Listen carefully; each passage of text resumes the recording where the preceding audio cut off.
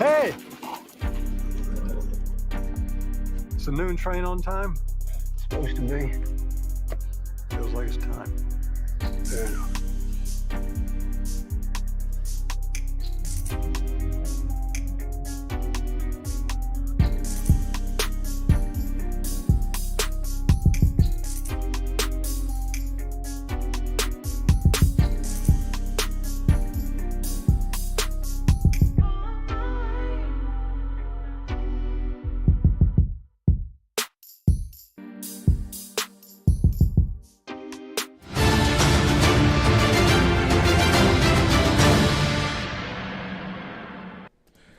BBN Jackfruits. What's up, party people? How is everybody doing? I'm hoping everybody's having a beautiful day. We have a couple of things to talk about today. First of all, just so we could be clear, we're going to be talking about the tariffs situation going on with America right now. And this is a really big and long conversation, by the way, so that's going to be our main conversation. I also want to talk about the Angel Reese jersey conversation. I think that's kind of important, and we're going to talk about that early. Just so we can be clear. But I want to lead the show off real quick with my monologue while we're waiting for the couple of people that want to make it to the show to get in here so they can hear the entirety of what our main topic is. I want to lead the show off talking about something real quick. And I want to be clear about this. Do y'all understand that the polities, shout out to Michael Finley, salute. Do y'all understand that the policies that the former administration had created all of the things that you're complaining about right now? So hold on, give me 1 second. It's only going to take about a minute, 2 minutes for me to explain this. So let's start with the energy issue. Remember, they was like clean energy for everybody. We're going to make clean energy, and everybody was like, yeah, clean energy. We don't want to pollute the world anymore. So they regulated the energy industry. The coal industry, they regulated them, basically running them almost out of business, trying to prevent coal from being used because they want to make the world better. Oil industry, they regulated that. All of the energy industries, they regulated in order to try to push clean energy. But this is the problem. Clean energy is so expensive to create. I'm going to say that again. Clean energy is so expensive to create. So we took our resources. We decided not to use them anymore. We're just going to not use any of our resources. But what we are going to do is we're going to put all of our monies into a thing that's too expensive to be useful.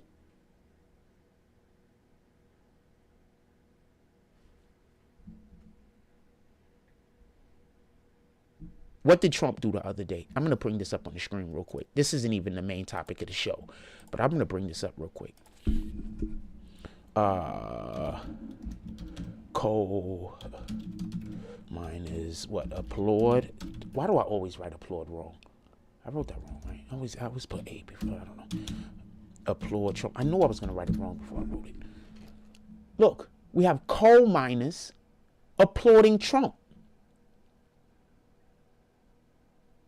I'm not even going to click on the article. I just want to show you that it's a thing that exists. So hold on.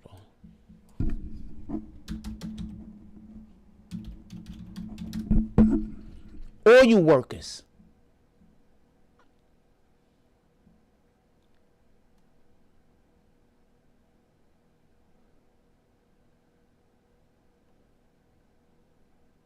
do you know why Russia and China became as powerful as they are? They're already powerful. But you want to know what pushed them up to the level where it was perceived that they can now battle against America the way in which they thought that they could? And we're going to right now discuss that they can't? Because when America moved out of the energy business, they moved in. Everybody forgets that this happened also. Hold on.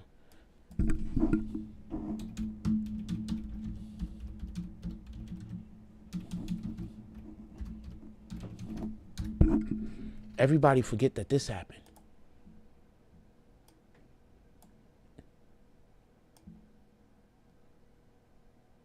Everybody forgets that that happened. One more thing, and then we're going to get to the tariffs.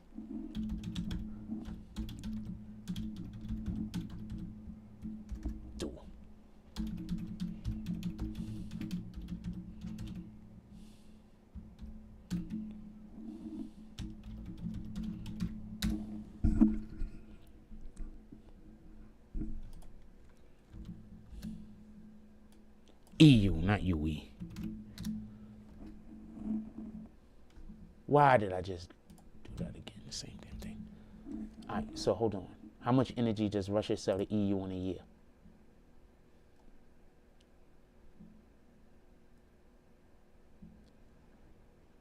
%45 of its total gas imports. Do you understand? One more thing. One more thing.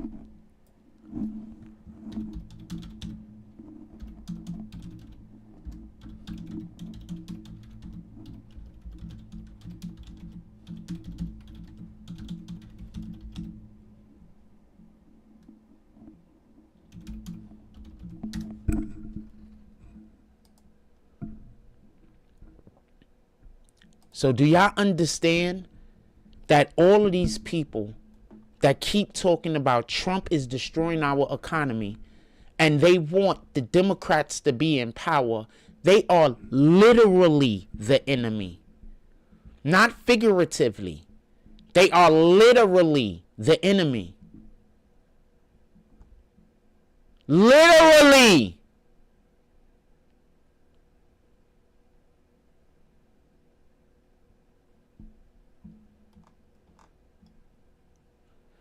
And now this is the biggest point I want to make.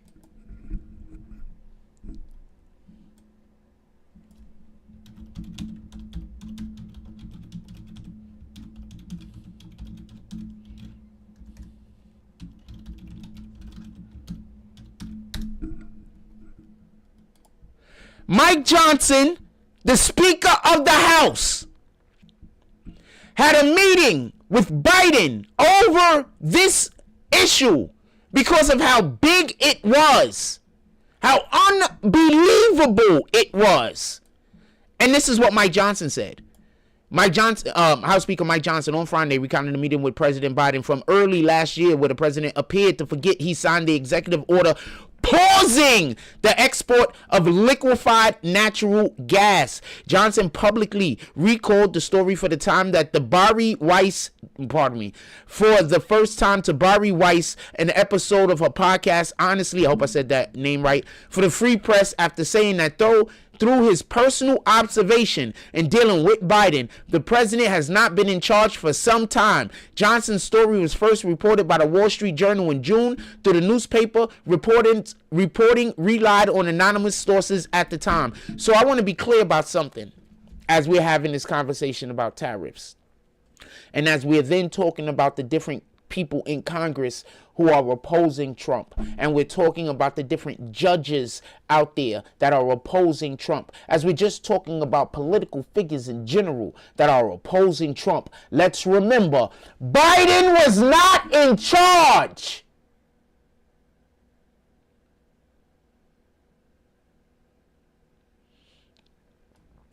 Let's get to these tariffs. So I want to be clear about something. I don't want there to be no misunderstanding.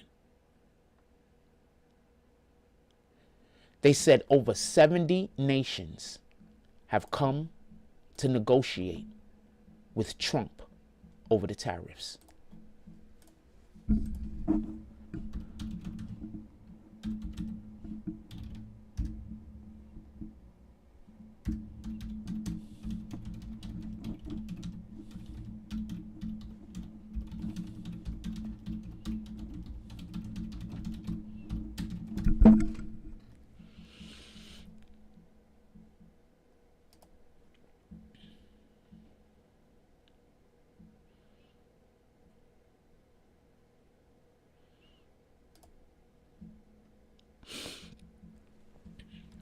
Watch this stuff I'm about to tell you. The Democrats are done. And the reason why the Democrats are done is because their ruling party has been filled with hubris, have forgot that their job is to serve the American people. They forgot that their job isn't to get rich. They forgot that their job isn't to live comfortably. They forgot that their job isn't to be stars. Their job is to create legislation that protects the American people's constitutional rights. That's literally their job. Why? They're the legislative branch.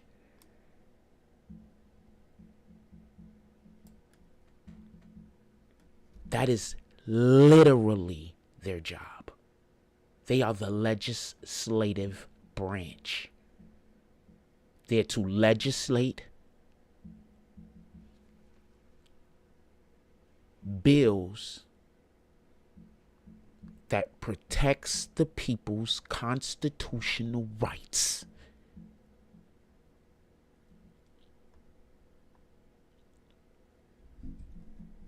So, over 70 nations have contacted Trump.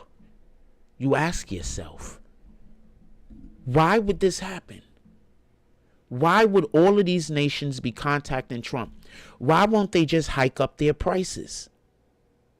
Because if I'm to remember correctly, the people on the Democrats, the elected officials, tell their voters that what's going to happen is that prices are going to go up and things are going to be unaffordable. First of all, ain't anything really affordable anymore because our economy went to shit.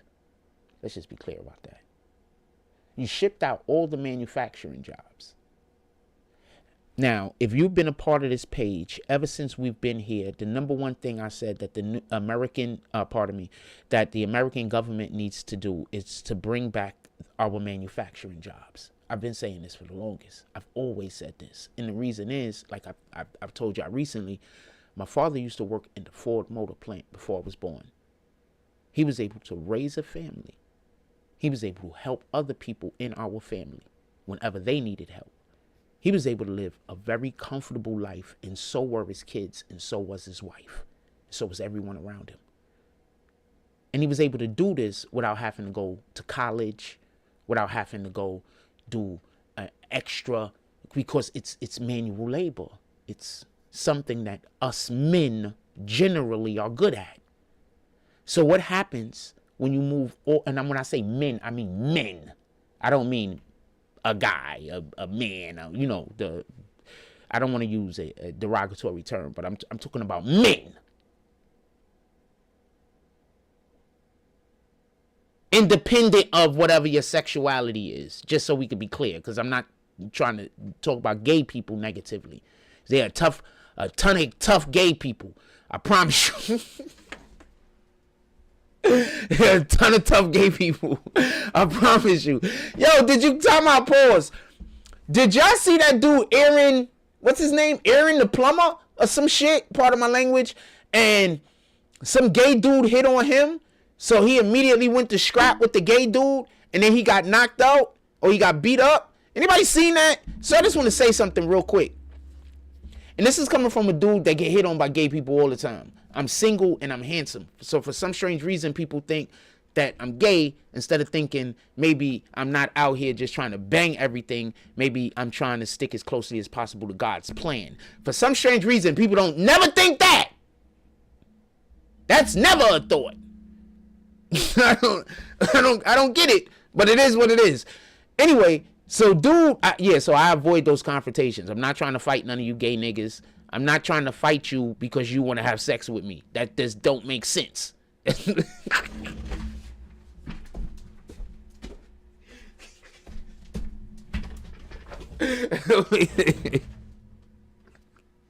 want to get back to the subject though. Our apologies. That don't make sense. That don't make sense, man. Nah, man, you just gotta have to go home and hold that, man. Maybe literally.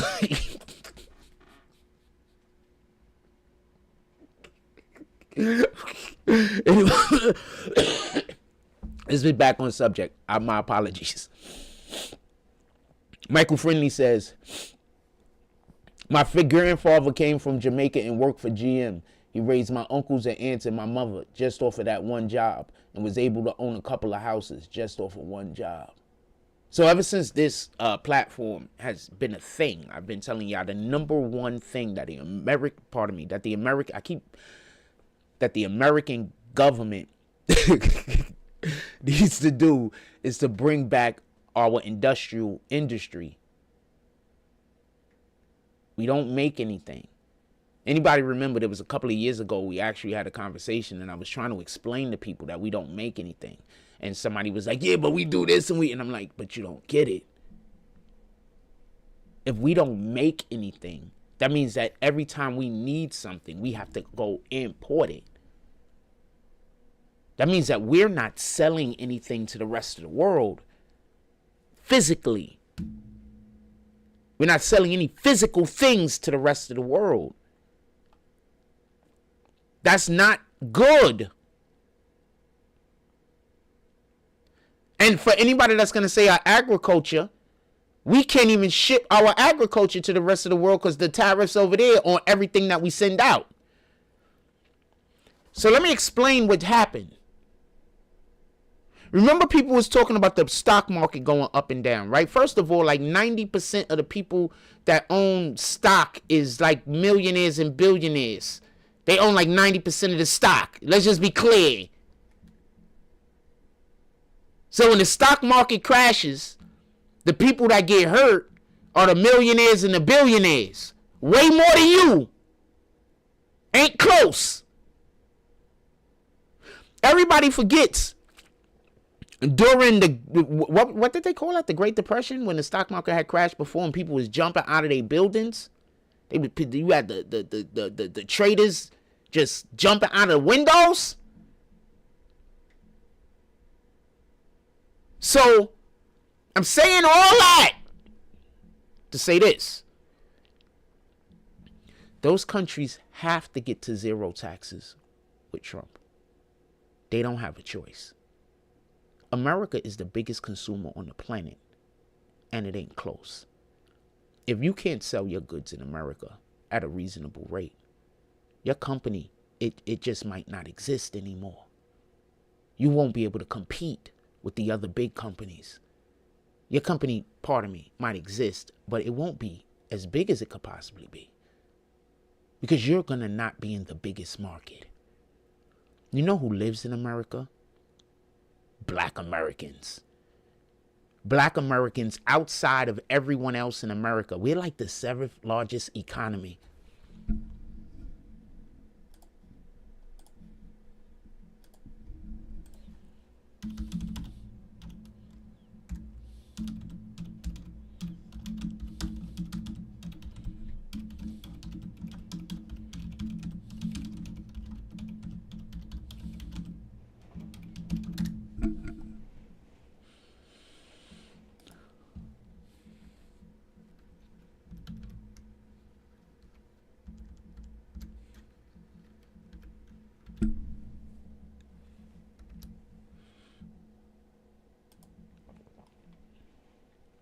So we have an estimated $1.6 trillion. It's estimated to go up. And this is spending power. And this is just so we could be clear, outside of every other demographic in America. Outside of every other demographic in America. Black Americans alone is 1.6 trillion. Imagine if we bought from our own. It would be incredible, right? Imagine if they never got rid of segregation and black people stayed to black people and white people stayed to white people. You know that this country would look completely different because all of the richest people would be black people. Y'all do know this, right? And this is not me speaking on a we should be separate thing, because that's not my type of time. If you God's people, you my people. I don't care what your color is. I care what you're doing and where your heart is. So with that being said, countries are trying to get to zero tariffs with America because companies won't be able to afford to not move their plants into America to avoid the tariffs. So now what happens when you have a country that 75% of their GDP is because of the industrial business that they have?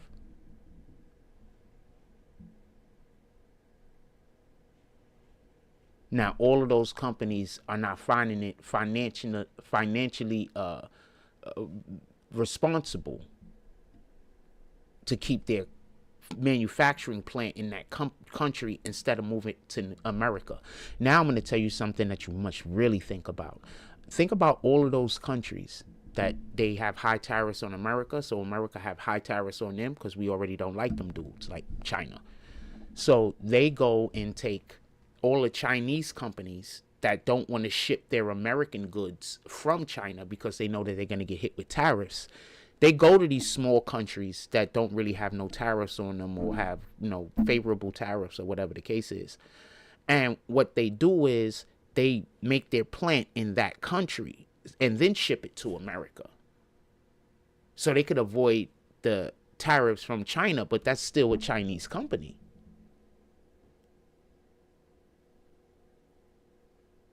So now they ship that same product to America, whether it's better than the American product or not, they ship it to America.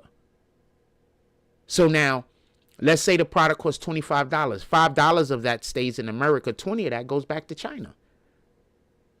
But American company making the same product, sell it for 30.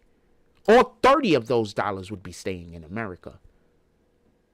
So when you have a Chinese product that gets sent to America and then sold in America, it actually takes monies from America and transports those monies back to China.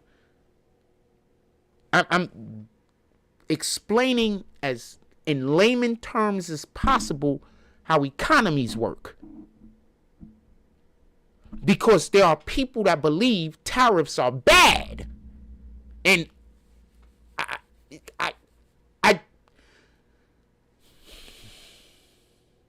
anyway, hold on, I'm not done.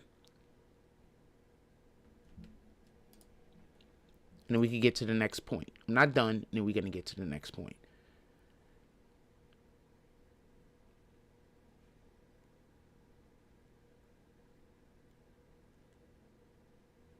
So these countries that now are calling America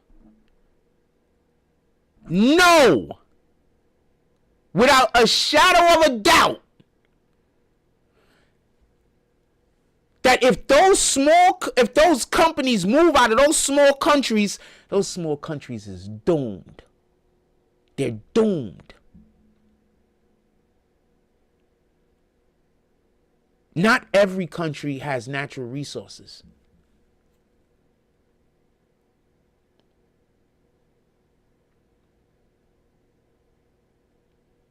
Not every country has natural resources.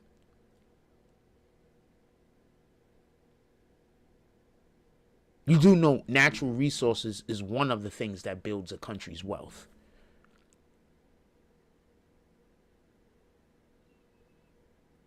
So what did the Democrats tell y'all to do? The Democrats told y'all to rally against the tariffs. There's still people doing rallies against tariffs. Let me show y'all something real quick.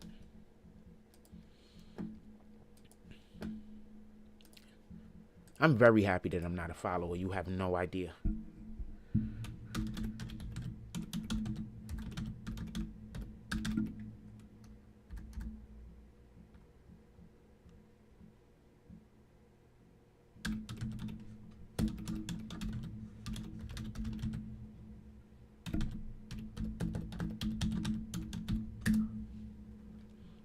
2 billion, pardon me.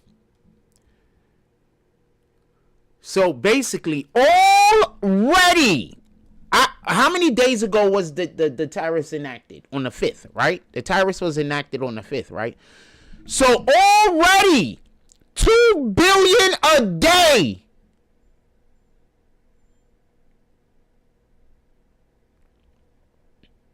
So the Democrats were wrong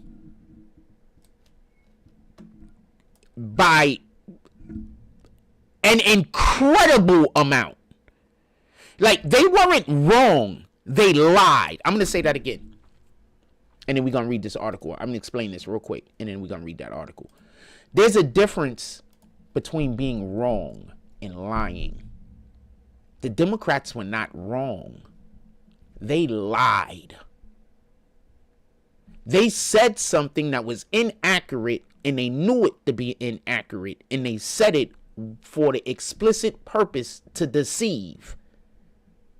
They lied. They were not wrong. Okay, so sometimes, right? So I'm like this. Let me tell you how I am. So I'm kind of cool with people being wrong. There's nothing wrong with being wrong. I'm probably going to be wrong multiple times today about something. It's a human, it's the human experience. Sometimes people are just wrong. That don't make them bad people. Then there's the people who they're not wrong. And when you catch them and they have no other recourse to admit that the thing that they're saying is not true, they're going to try to say that they just were wrong. But no, they weren't wrong. That's why they were fighting so hard. Look how hard they're fighting. They're doing everything in the book. Every single thing that we have been looking through history books that communists have been doing throughout the world in order to gain power, they are doing. Everything. The stuff that Mao did in China, they're doing that. The stuff that the Nazis were doing in Germany, they're doing that. They're literally doing that while calling other people Nazis.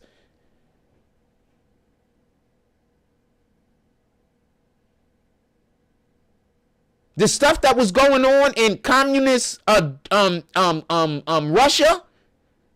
that's the stuff they're trying to sell you. That everybody should have the same amount of everything, independent of how much hard work they put in. DEI.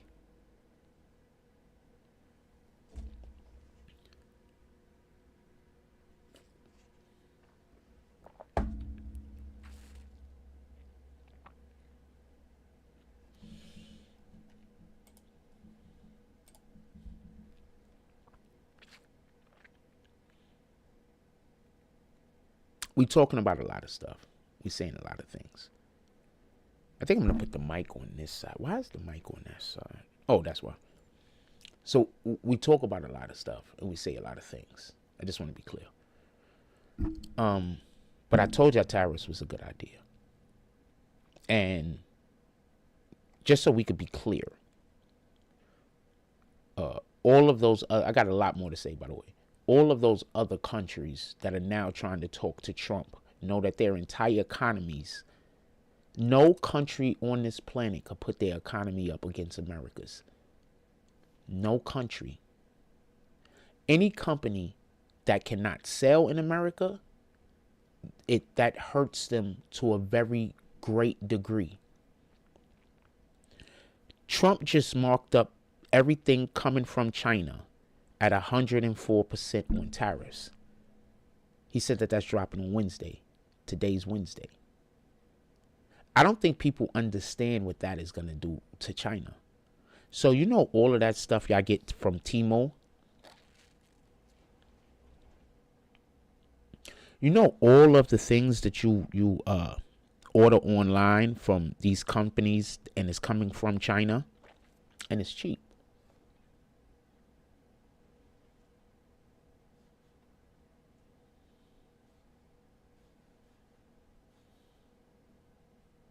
What do you think is about to happen? China is going to have to raise the prices. So y'all like, we told y'all. That's what the Democrats are going to say, right? So why don't you want American companies like Amazon to benefit? Amazon's an American company, right? And they basically do the same thing that you would have happened if you were buying from a Chinese company, right? Something online and it's a good. So what's wrong with buying it from an American company? Also, might I add, once Amazon's market share goes up, they'll be able to lower their prices. So why wouldn't you want that to happen? I don't think people understand market share. See, sometimes when you're talking about economy with people and stuff like that, you're trying to ease them in. Like whenever you're talking about any subject and the person that you're discussing it with might not be as informed as you are, or one of the main things that you want to do is ease them in. So you want to sound like in the beginning that y'all know about the same level of stuff. Like even if you know that you know a little bit more than them, because it's easier to give out information to somebody when they believe that we neck and neck. You know, it's easier to give out information. They will accept it better. Now, if you know them for a long time, then y'all don't got to be neck and neck. But if you just met them, we need to kind of be neck and neck. So we could meet somewhere, and then from there, we could build, right? So I would like to know why the Democratic Party is against American companies competing with their foreign competitors.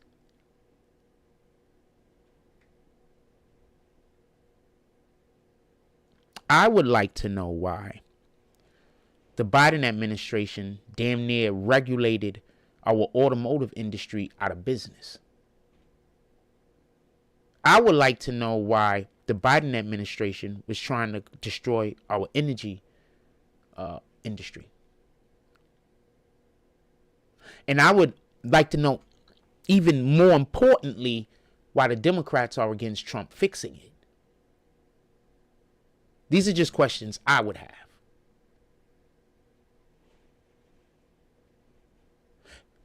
Jasmine Crockett had the nerve to be at a rally somewhere where she was talking and say the quiet part out loud, which is, we want slaves.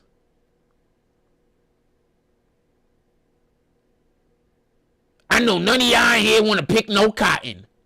What the fuck are you talking about? How much they pay? Are they paying? If you trying to tell me that you can't get some black folk to go out there and pick cotton for $100 an hour,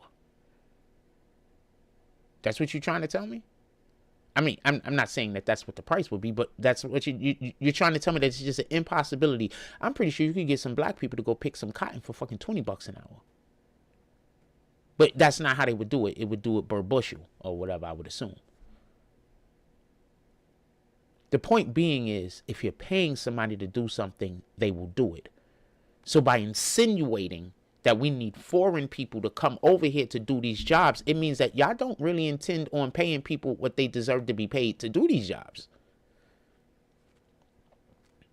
You want slaves. You think that there's something to belittle somebody for being a maid. You think that being a maid is a job that is beneath you. Being a nanny is a job that's beneath someone. I think that these are pretty cool professions. Imagine being a live-in maid where all you have to do is clean up a house all day. Cook, you're eating too. As long as the people you work for ain't jerks. I don't know what the problem is. Imagine not being a live-in maid. And all you got to do is show up to a place, 6-7 hours a day. Clean up and do some stuff and then go home. I don't see how that's a bad profession. It's not for me, but I don't see how it's a bad profession.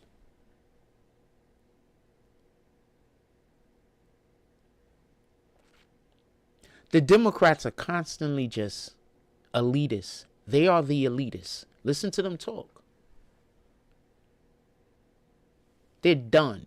They're finished. They're about to be unelectable. Watch. They're going to be unelectable. Let's read this article real quick. During remarks in the East Room Tuesday, President Trump said his newly announced tariffs are bringing in almost $2 billion a day. This includes the baseline 10% tariffs that took effect on Saturday on imports from around the world, plus other tariffs on things like steel and aluminum, baseline tariffs of 10%. He added that leaders from both Japan, South Korea were flying to the U.S. to make deals on tariffs. The U.S. is charging 24% and 25% on imports from each country, respectively, starting on Wednesday. America is going to be rich again. These companies, and I think that this is the misunderstanding that people are having whenever they're trying to interpret what's going on with these with tariffs. And I think the misunderstanding is these companies have no choice but to do their business in America. And I think if you're not looking at it from that particular spectrum, you're looking at it like they don't have a choice. They don't have a choice.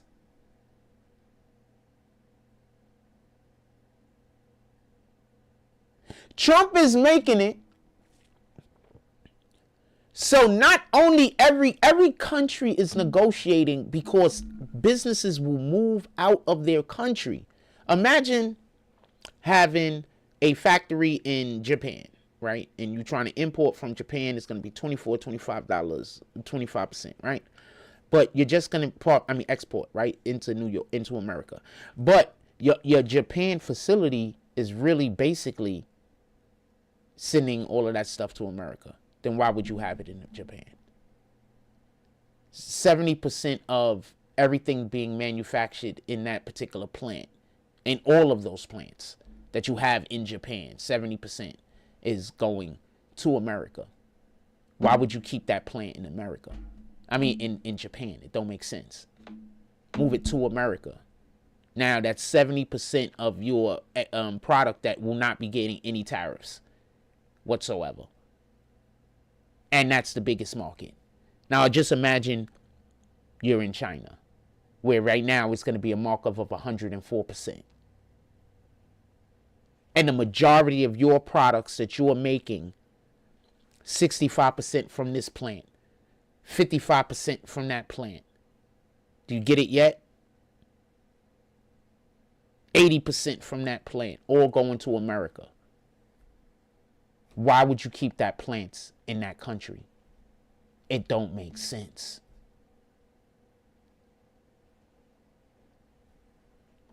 Be right back. So if you are a student between the 8th grade and 10th, 11th, you should be thinking about your future, right? Let me be completely honest with you.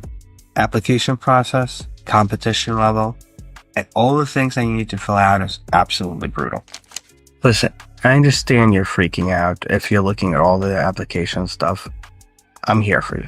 First, you don't want to disappoint your parent. Second, you want to be at the top when compared to your friends because they are your competition. 3, the most important one, how are you even going to afford this? Are you going to be able to afford the loans? Are your parents going to be able to afford it? Are you going to get it done?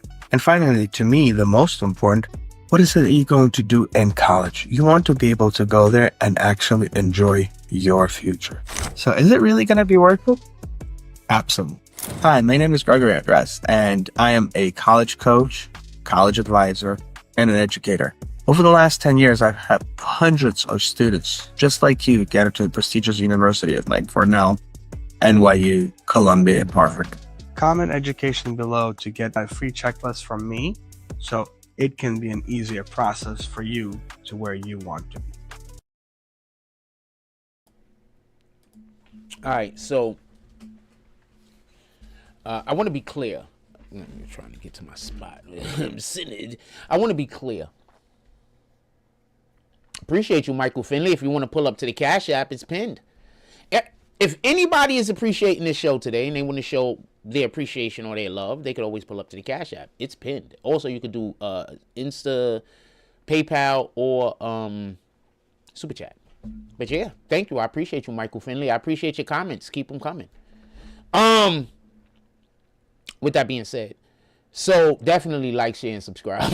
I never say that, but I'm supposed to say the Cash App things too, but I just never do. I gotta. They say you supposed. they say you supposed to remind people, but I just never do. Anyway, I gotta remember. Anyway, so I want to be clear about something. I don't want there to be no misunderstanding. Tariffs are a good thing. I'm going to tell you what the Democrats don't want. Listen, pay attention. The Democrats don't want for Trump to start giving out checks to the American people from the tariffs. I need for you to understand what the plan allegedly is. Now, Trump said this once, but he has somebody that was like part of his cabinet or something, or somebody that was one of his advisors that actually reiterated it more than once. I don't know who the person is, but I did see them say it. So, yeah, I saw the video. And it was during the interview. And basically what they said is the idea by the end of this year, we don't know if it's going to happen, but by the end of this year, the idea is for the tariffs to be working so well that the American government starts sending checks to the American people. Do y'all understand how that's going to change the game and make America the most strongest power on the planet by far? That's going to make us unstoppable because our economy will go through the roof at such an exponential rate that every other country will basically be poor in comparison. Now, remember when I talked about that $1.7 trillion that just American blacks, that's spending power. That's not the money that we just have as a people. That's how much money we're spending every year.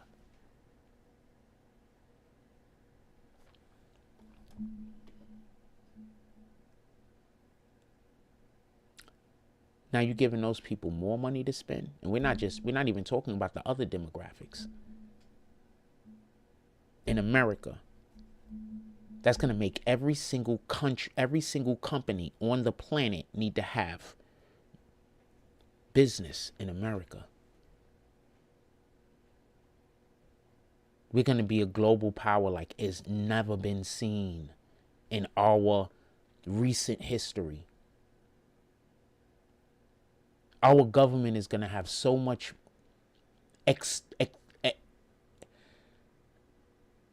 extra income. I know what I'm trying to say, but my brain ain't working right now because I'm thinking about 3 different things.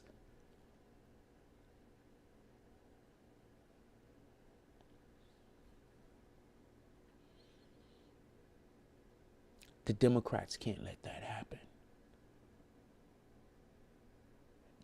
Multiple different reasons, but one of the main reasons is, I'm going to backtrack off of everything for 1 second. I want to talk about something. Why was Biden sending Iran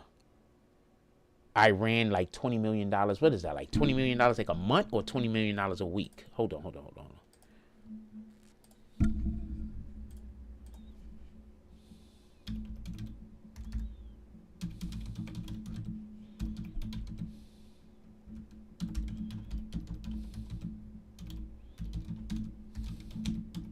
Is it like a month or a week or something like that?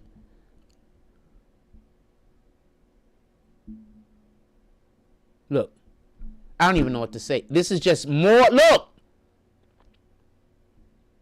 I didn't. This is so. Why is he sending them all of this monies? Y'all know who Iran is, right? These are different stories. Look, these are totally different situations. 16 million, 20 million, 10 billion.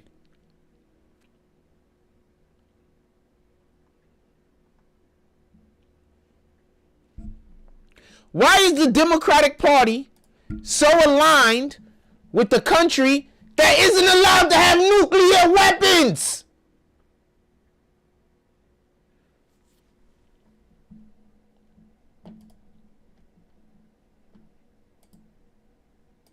I'm going to say that again.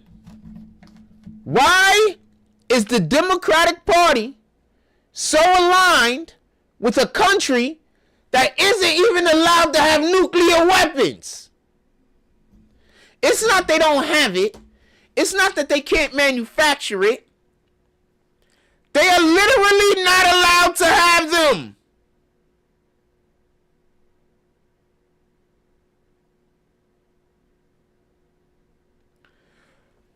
For the safety of the rest of the planet. Like there's a complete belief that once these dudes get a nuclear warhead, they are gonna use it. Like there's no maybe about it. They're 100% gonna blow some shit up. Might be them. They might try to just destroy the planet. Like there's no telling what they're gonna shoot. And just so we can be clear, this is not me talking about Muslims. I'm talking about the perception of Iran. As far as America is concerned, this could be a totally wrong perception as far as I know. I don't even know if I know an Iranian. And it's Iran, not Iran. Pardon me. I don't even know if I know an Iranian. I literally remembered that realized I was saying it wrong because I called the people what they're supposed to be. I know it's not Iranian. I know it's Iranian. Anyway, that's not important here. So anyway, they're not allowed to have nuclear weapons, fam, ever. Why is the Democrats so closely aligned with these people? As far as I know, our interpretation of them could be completely wrong. We could have been lied to for years. These people could be a totally different people than that what we were told and led them to believe to be. But that's not the point.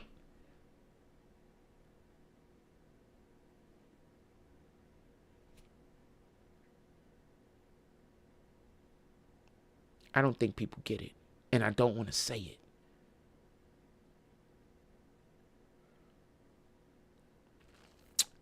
Some people probably get it. You're probably not going to get it right now. I don't want to say it. There's like things that are just knowns. And sometimes when a thing is just a known, it's like I can't say it. But once it gets out there, it's easy for me to live it. Also, I'm straight, so this has nothing to do with homosexuality. I gotta say that because for some strange reason, like there's a big group of gay people around here, and they're really mad at me that I'm not gay with them. Like they're pissed. Like it's crazy. They was like, you should have seen like the other day. Oh man, I don't want to get into it, but they're like mad at me. I don't get it. Like they're mad. Not all of them. There's a couple, but they're just like mad at me. Like, what the fuck, fam? Pardon my language. My life makes no sense. That's all I'm gonna say. It makes no sense, man. It makes no sense. Anyway, let me get back into the show. It makes no sense. It makes no sense. I know I'm saying the thing, and you're gonna be like, "Oh, this guy's exaggerating." It ain't like that. It can't be. And then when people find out it is like the thing that I'm saying, they be sitting there like, "But how?" I'll be like, "I don't know, fam. I don't know what to tell you." I don't know what to tell you. It is what it is. It is what it is. Could we have a moment of levity for a moment? I need to have a moment of levity. I think we're having a pretty decent show. I want to take just a little break for a moment and just talk about something else for just a moment. I want to have a moment of levity because we're doing it, and then I'll get right back into it. Sometimes I do that and I don't tell you we're having a moment of levity, and I think sometimes it makes people think that I'm just getting off topic. I'm just recharging my batteries and reorganizing all of the things that we're about to talk about in 2 seconds. So that's all. All right, just to be fair, like allow me that. I don't have paper in front of me. I need to start having a shot sheet. I know I say that all the time. I used to have one sometimes, but I need to start having a shot sheet. I don't have one, so I got to reorganize depending on what we've talking about and what we got to get to. So give me a moment. And anyway, in any regard, the wildest thing happened today. So there's this chick that looks like this, the character that I use. I'm not going to even call her a chick because I don't want nobody to say it like that's disrespectful. This is extremely beautiful woman that I know. And she looks like this character that I use on Marvel Rivals. So a couple of months back, probably like a month and a half back, I was talking to somebody and we was having a discussion, and they was like, why do you like find this woman attractive? Why do you like her? And I said, well, she's pretty, but it's beyond that. It's something else. Like, I don't know. I don't know. It's something else. Anyway, but there's something else there that I can't really put my finger on it, but it's a very, very strong attraction in it. And I don't know. Anyway, so I couldn't put my finger on it. So the reason why I'm saying that is because today I'm walking from getting my coffee. So there is some girl around here that looks exactly like the shorty I'm talking about. Like, they just have different hair color and the face is like a little, looks exactly. So I saw shorty today. Now, I've seen this girl like a million times, never even really thought about it. You know what I'm saying? So I seen her today. So she had the actual hairdo from the girl from Invisible Woman. So that's when I knew. It's not that the other female is just extreme, like really, really pretty. But there's something else there. Like, because I just saw that person and was just like, looks like the Invisible Woman, and kept walking. And I was like, hey, wait, what? There's no attraction. There was none. There was zero.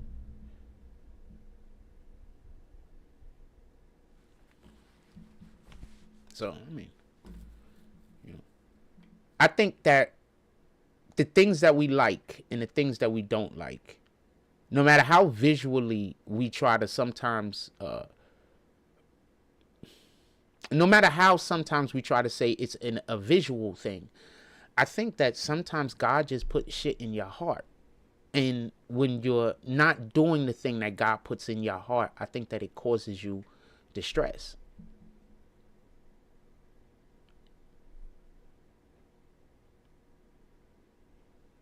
And I think that anxiety, that's another way to put it. I think that sometimes when we're not doing the thing that God has put in our heart, it causes us anxiety. Or maybe I'm just drinking too much coffee. I don't know. In any regard. Next time,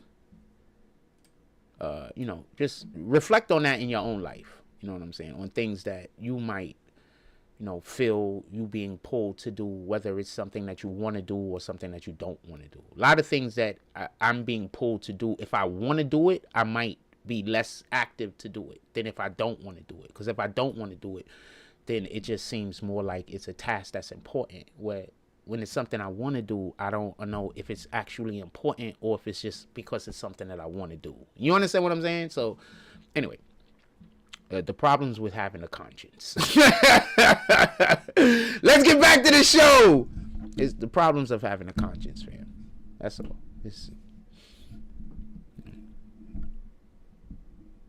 Problems of having a conscience. With that being said, let's get back to the show. So we're discussing tariffs today. And we're discussing how the tariffs are actually in a winning situation right now. America is winning. I need for y'all to understand, like, we're winning right now. Winning. While all of this money was going out of the door because of the Biden administration, and they were going directly to Iran, as you could see, this money is being sent, $6 billion as part of a hostage deal. Remember when they was doing all of the hostage stuff with Iran, and I kept saying, if that was Trump, he wouldn't have never gave them no money. He would have gave them a decision to make. You're going to bring those people back, or it's going to be some type of violence that is not going to be, you're not going to like, or you're going to give us those people back. You remember when they gave away the guy that they made a whole movie about because he sold so many arms back to Russia for a basketball player? Never would have happened under Trump. That's weakness. So I was having an issue a while back with one of the kids at the center, right? Not a big issue, issue that kids have with adults.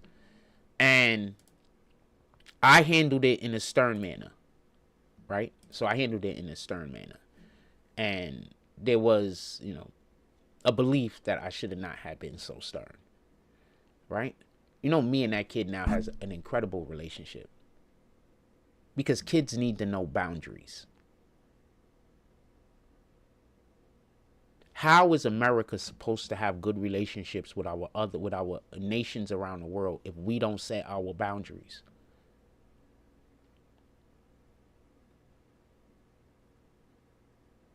How? I have an incredible relationship with this kid now.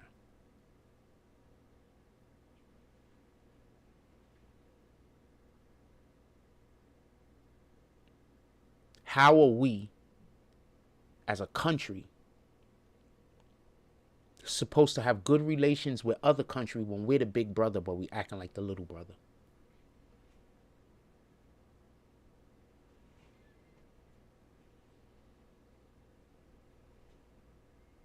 Explain this to me.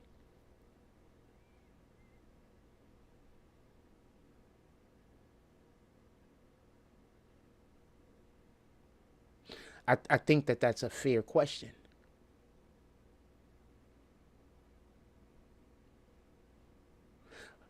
They said $2 billion a day from tariffs already.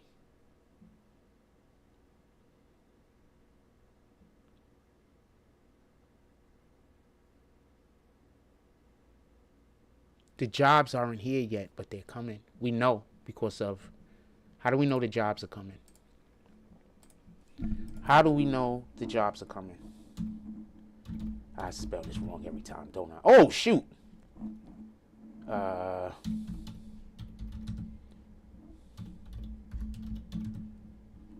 What is it, 600 billion?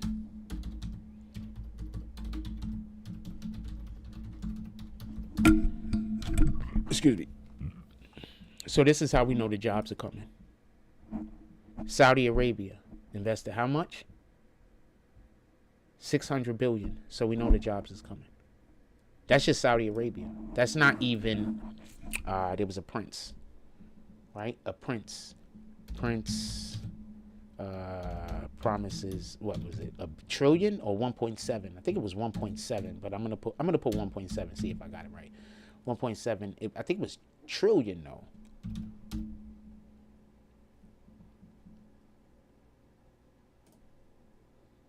And that should say Prince. Yeah, 1.7 trillion.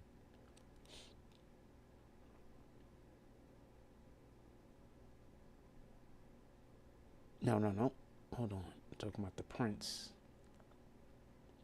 Because I could be conflating two things. Right? Let's say Prince, Arabian Prince. No, it's a Muslim Prince. He's a Muslim. Muslim Prince.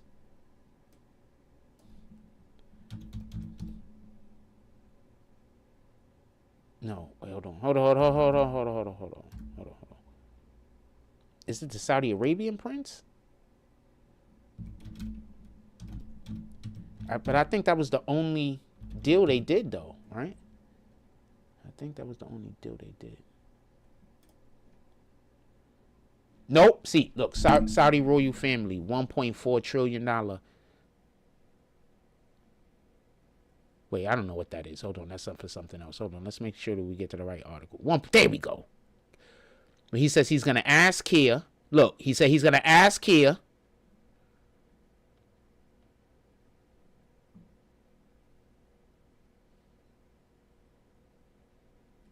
He got the guy up to this one.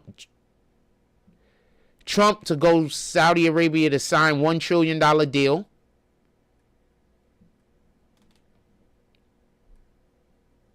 So hold on. Let's see what deal he did with Russia real quick.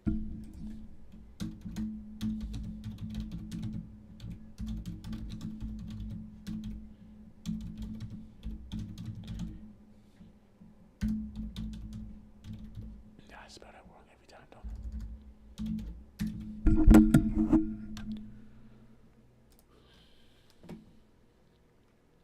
He has Russia and Ukraine fighting over doing a mineral deal with America. I want to know what Trump is doing wrong.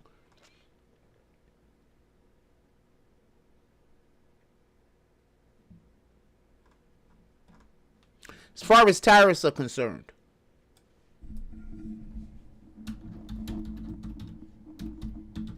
I think that the Democratic elected officials are lying to the Democratic voters who don't know how the economy works.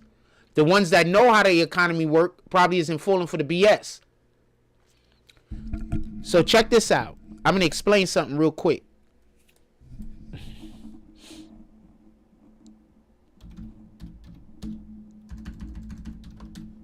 Check this out. I don't know if anybody was paying attention to this.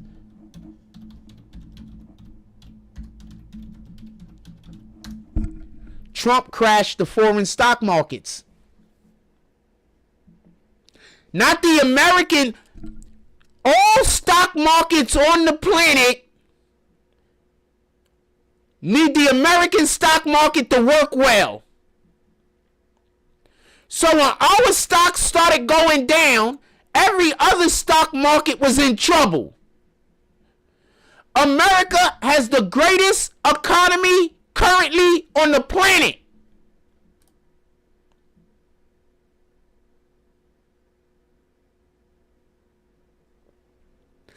Trump crashed the other markets, while right now the American market is improving.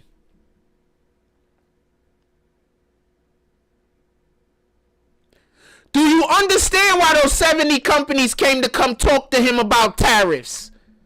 Do you understand why you should never listen to the Democrats again concerning the economy?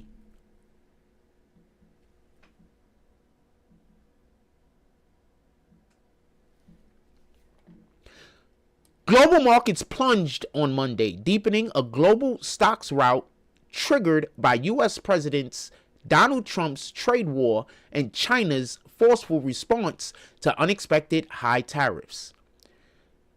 Germany's DAX opened down 9%, while London's FTSE was about 5% lower. European markets here, on a whole, faring better than Asian markets in the early trade. Japan's benchmark, the Nikkei 225 index, closed 7.9% lower, while the broader Topix finished down 7.7%. Tech giant Sony plummeted more than 10%. I don't think people are understanding what Trump is doing. In Hong Kong, while financial markets reopened after a public holiday, the benchmark Hang Seng index closed more than 13% lower in its worst single trading day since 1997. According to the index list of the biggest historical daily losses, in mainland China, the Shanghai Composite Index closed 7.3 lower. The blue chip CSI 300 Index also lost about 7%. Do y'all understand what's going on?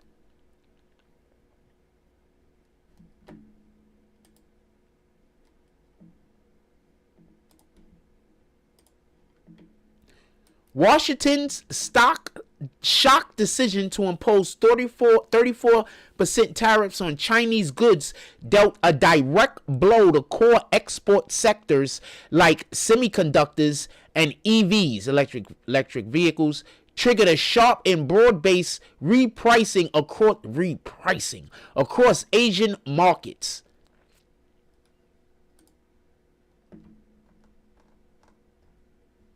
Basically, Trump is getting even with all of those countries and all of those companies for all of the years of abuse that they did with America and the American people.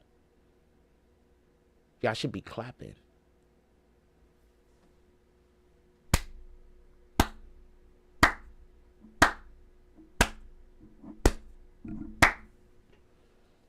Y'all should be clapping. Because what's about to happen is these companies and these countries is seeing Trump don't even care what his own the political people in his own country is talking about. Trump don't care what the judges is talking about. Trump don't care what none of these people is talking about. They don't have the power to stop him. All they could do is spin their wheels. All they could do is make up lies. That's all they could do. They don't have the power to stop him.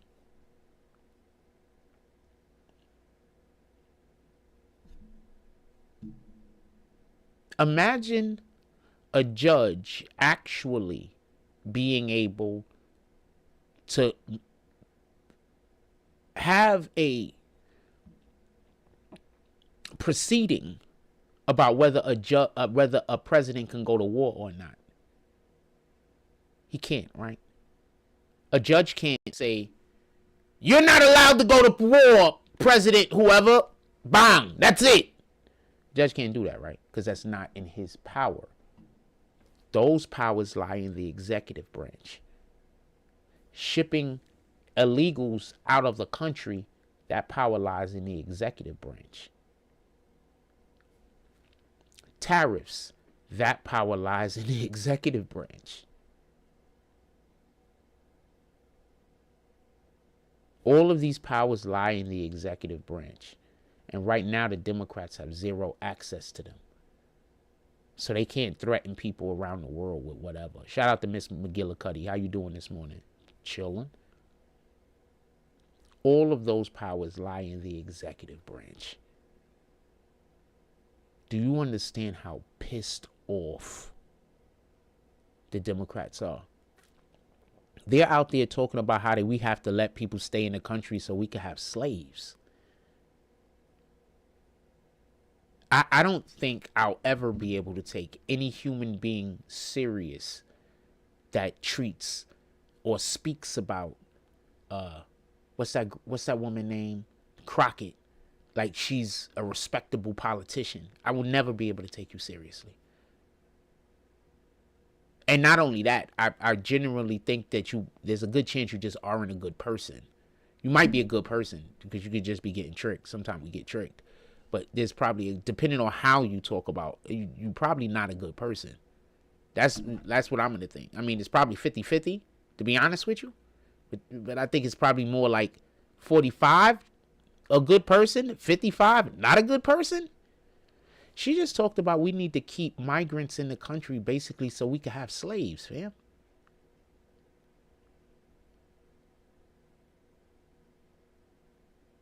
She's just trying to copy, just so we can be clear. I'm telling you who she's trying to copy right now. Then we're going to go to a quick commercial break. She's trying to copy Tamika Mallory. Now go look at Tamika Mallory and then go look at her.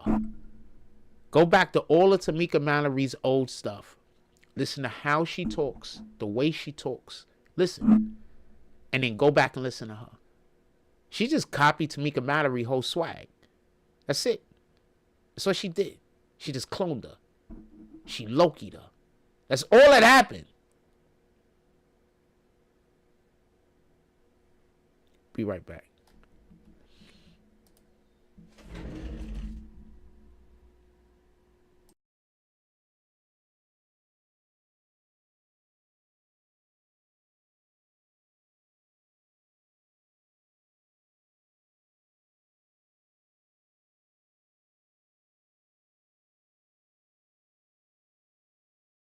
Somebody is mad at you right now because you chose peace over drama and distance over disrespect.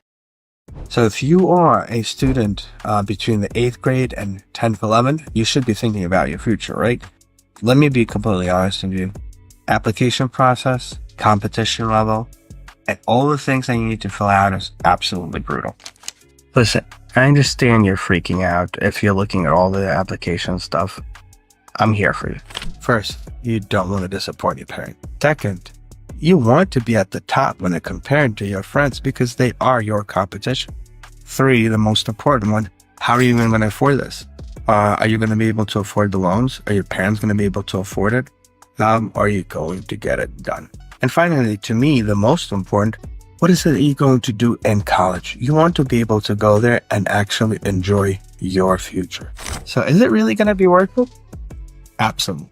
Hi, my name is Gregory Andres, and I am a college coach, college advisor, and an educator. Over the last 10 years, I've had hundreds of students just like you get into prestigious universities like Cornell, NYU, Columbia, and Harvard. Comment education below to get a free checklist from me so it can be an easier process for you to where you want to be.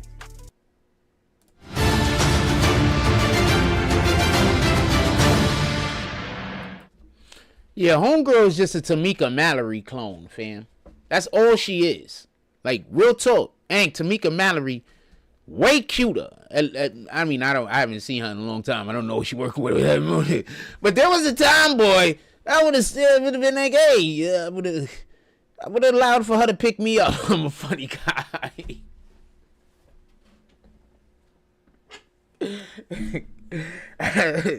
I thought of like 3 jokes. That's the one I decided to tell. Anyway, I'm also laughing at the other 2. Anyway, so Trump crashed these markets. Look, the Dow went down 84%. SP, NASDAQ, it dropped. It is what it is, right? But the market's also currently recovering. Let me just make sure that we got that.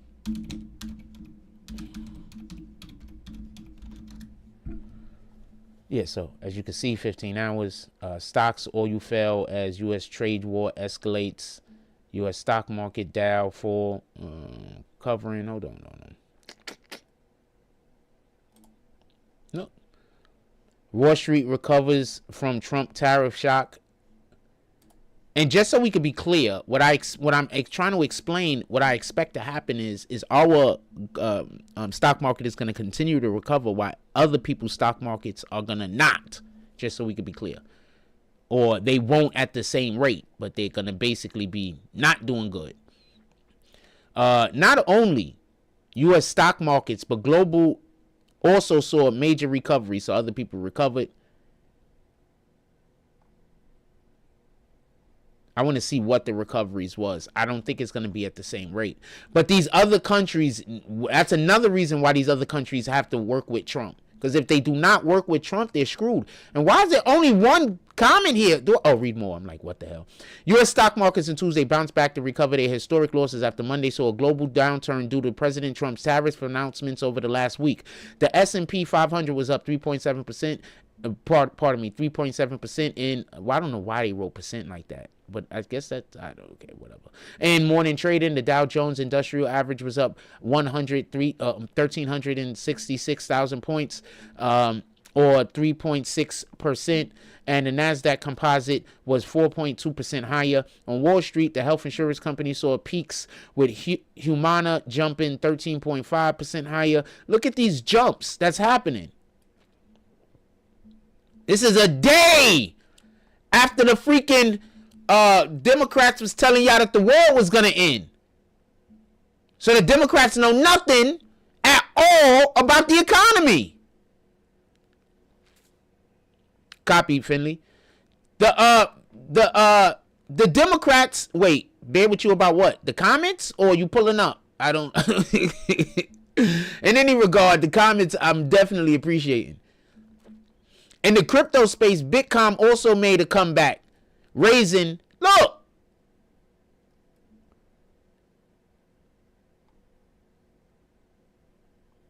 But the Democrats are saying this about the economy. What's that dude name?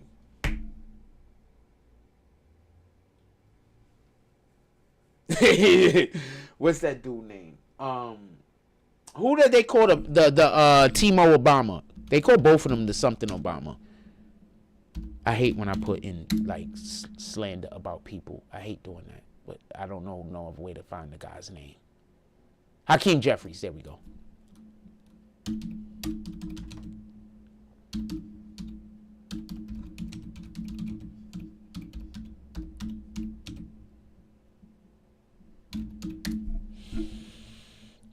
All right, so hold on. Check this out. The economy is this is what he just told y'all 4 days ago.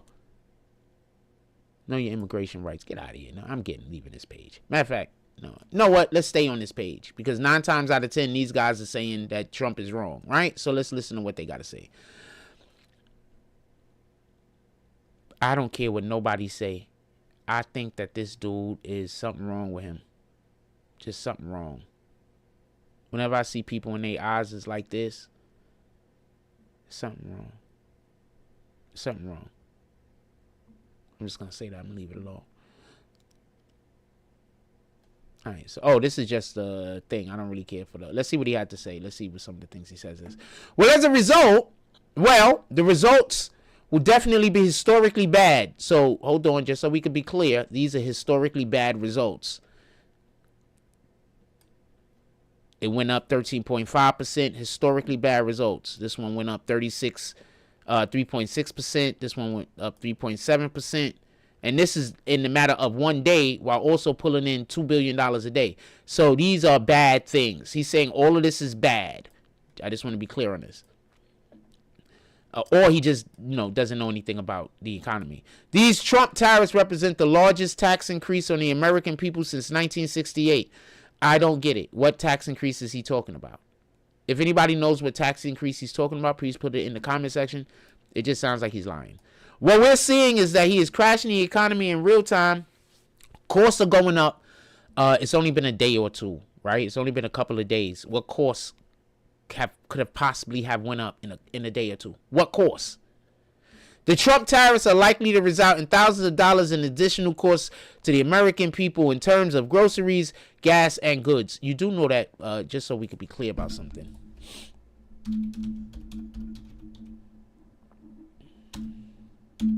Is 2022.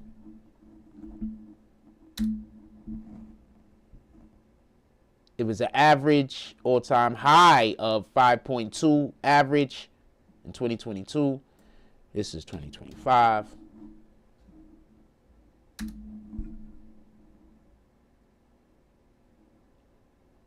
And gas is that. So what is he talking about?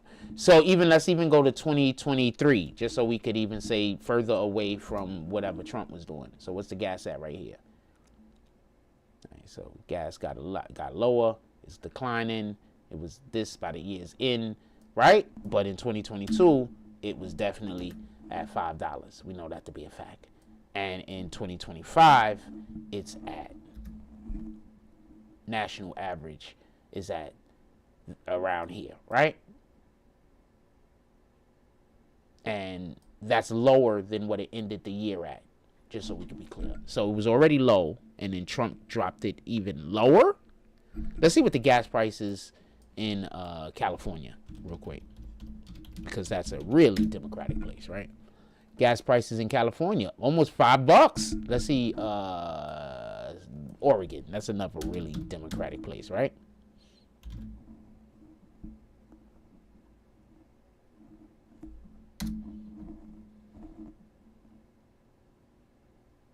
All right, $4.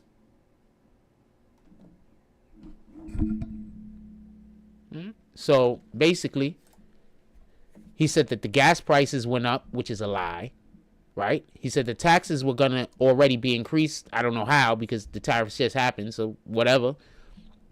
The goods that the tariffs would have been increased on right now haven't even went to market to be sold. So how could the prices have already went up? Sheesh. This is how you know some of these people have never worked blue-collar work in their life.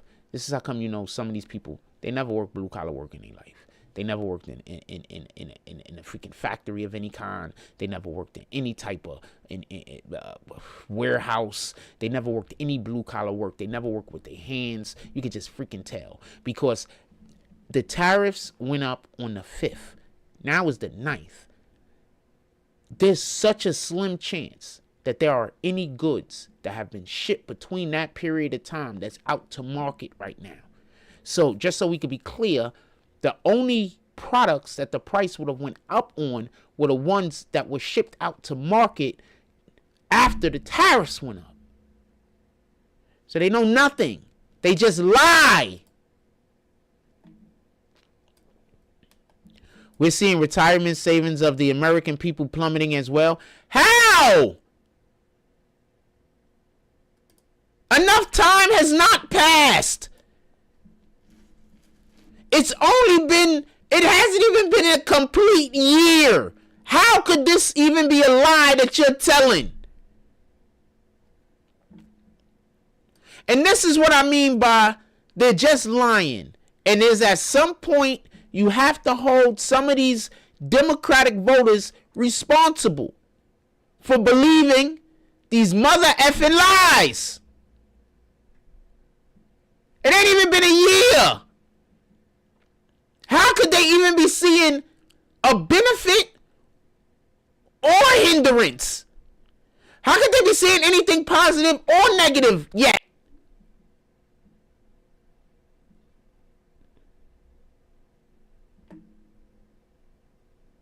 Then he says, I'm not even reading the questions because he's lying so hard that you don't need to read the questions.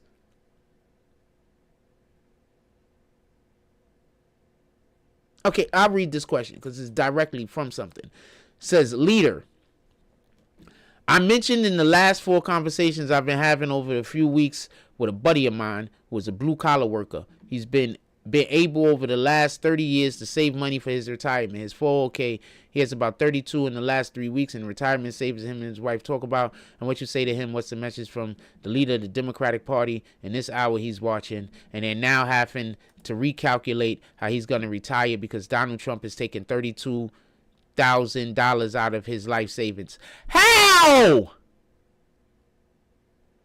Enough time has not passed for any of these things to have happened.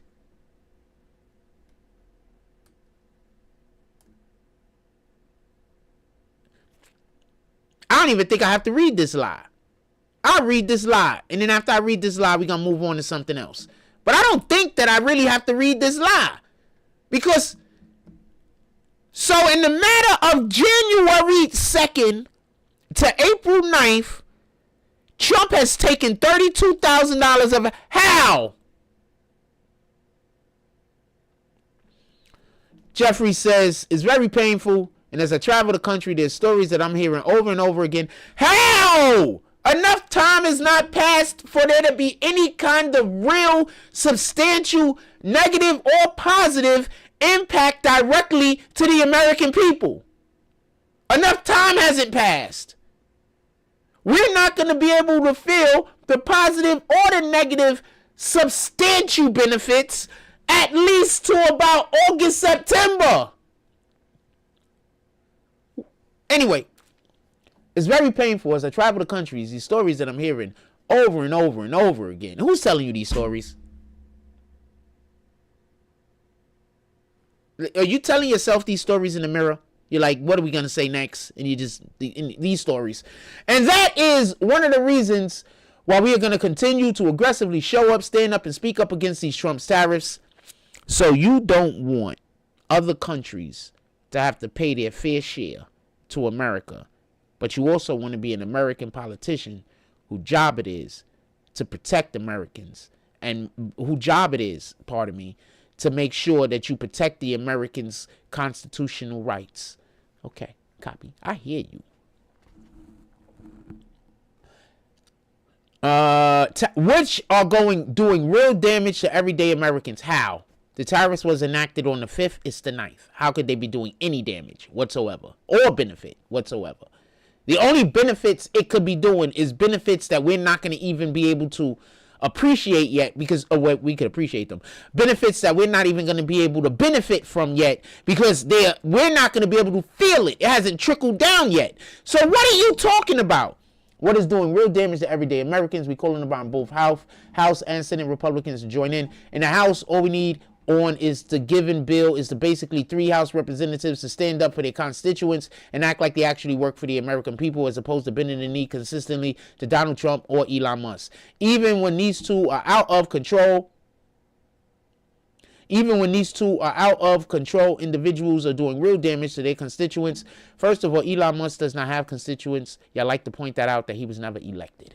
This is one of the reasons why, as we travel the country, Democrats, we're going to continue to engage the American people, have town hall meetings in our districts and in Republican districts and real blue and red and purple states, so that we can raise awareness of what's happening to make these Republicans. And so you see, he's completely 100% against tariffs, right? 100% against these tariffs, right?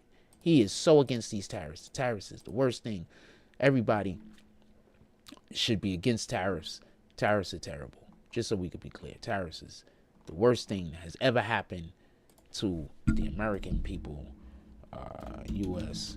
getting $2 billion a day from tariffs. So tariffs, this is the worst thing that has ever happened to the American people. I can't believe. Oh, that was the article. So I can't believe that this is happening. Oh, it wasn't the article. Americans are getting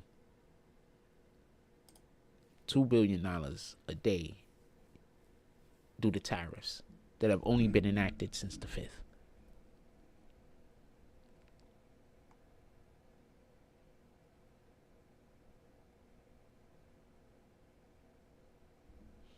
U.S. So it might be a different number. Daily statement of deposits into and withdrawals from the general account. The federal government's main operating account shows customs and certain excise taxes deposits on an average totaling around $200 million a day so far this month.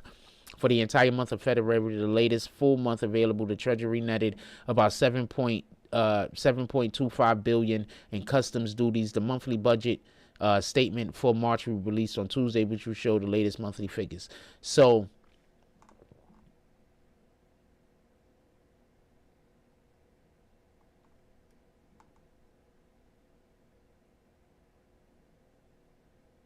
Reuters is saying that he might be incorrect. We don't know these guys.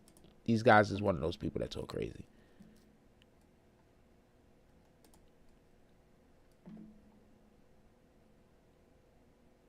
Trump saying U.S. earning $2 billion a day. Trump claims tariffs are generating $2 billion a day.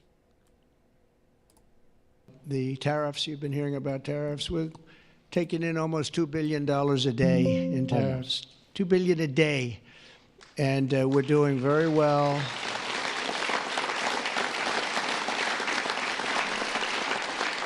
And we're doing very well in making, I call them tailored deals, not off the rack. These are tailored, highly tailored deals.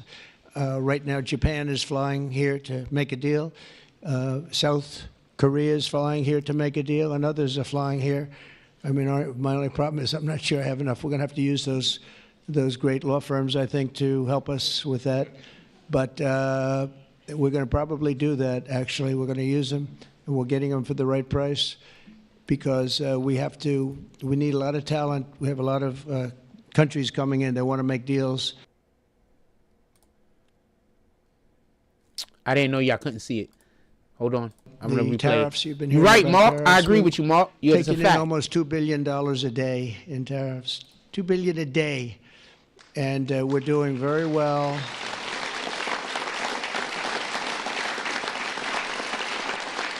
And we're doing very well in making, I call them tailored deals, not off the rack. These are tailored, highly tailored deals.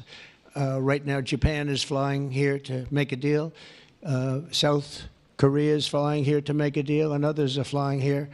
I mean, my only problem is I'm not sure I have enough. We're going to have to use those great law firms, I think, to help us with that. But we're going to probably do that, actually. We're going to use them, and we're getting them for the right price, because we need a lot of talent. We have a lot of countries coming in. They want to make deals.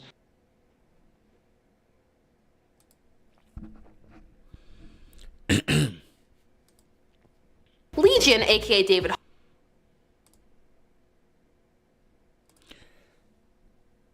Mark hit nail on head. He said the Dems aren't worried about being wrong. They're worried about losing their cut. Nail on head.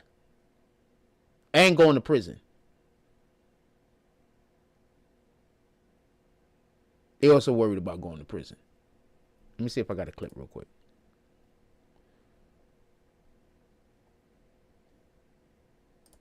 What's this one? Nah, I don't have it.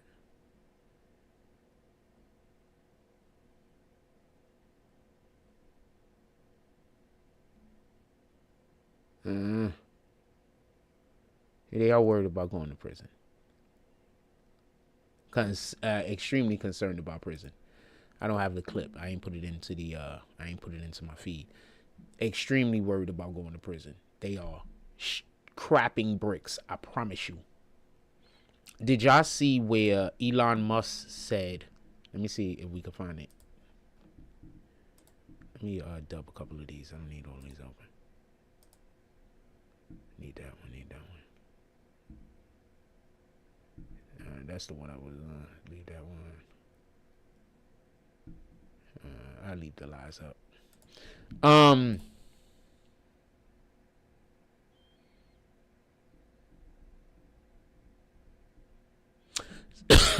Pardon me. Hold on. So, I want to be clear about something. What time we got?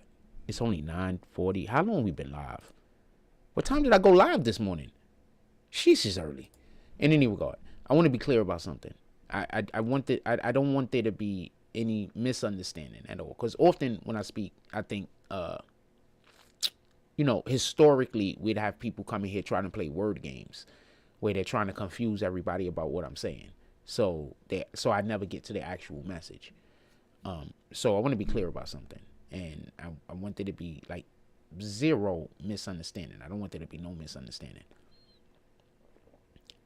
The Democrats 100% had a situation, or should I say Elon Musk had a situation where he said Dems should be getting arrested soon. That happened. I don't know if I'm going to be able to find it.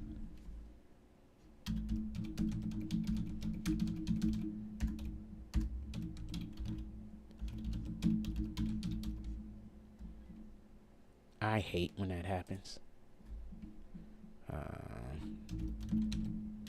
I have no idea why I look down, because I don't even look at the keys. I'm not even looking at what the keys I'm typing.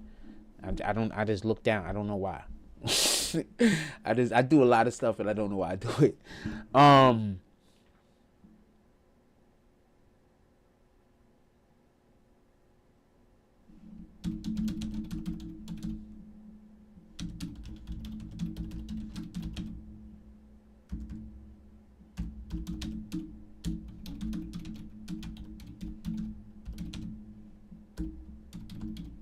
I mean, I kind of look, but I don't really be looking. I don't really be looking, but I kind of look. I don't really be looking, though, but I kind of look.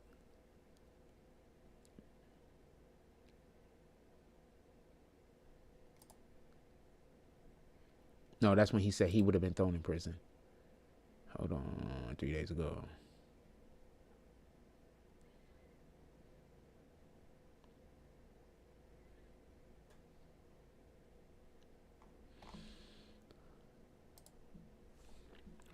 I'm hoping I can find it. It just happened like the other day. He was doing an interview on somebody's podcast or something.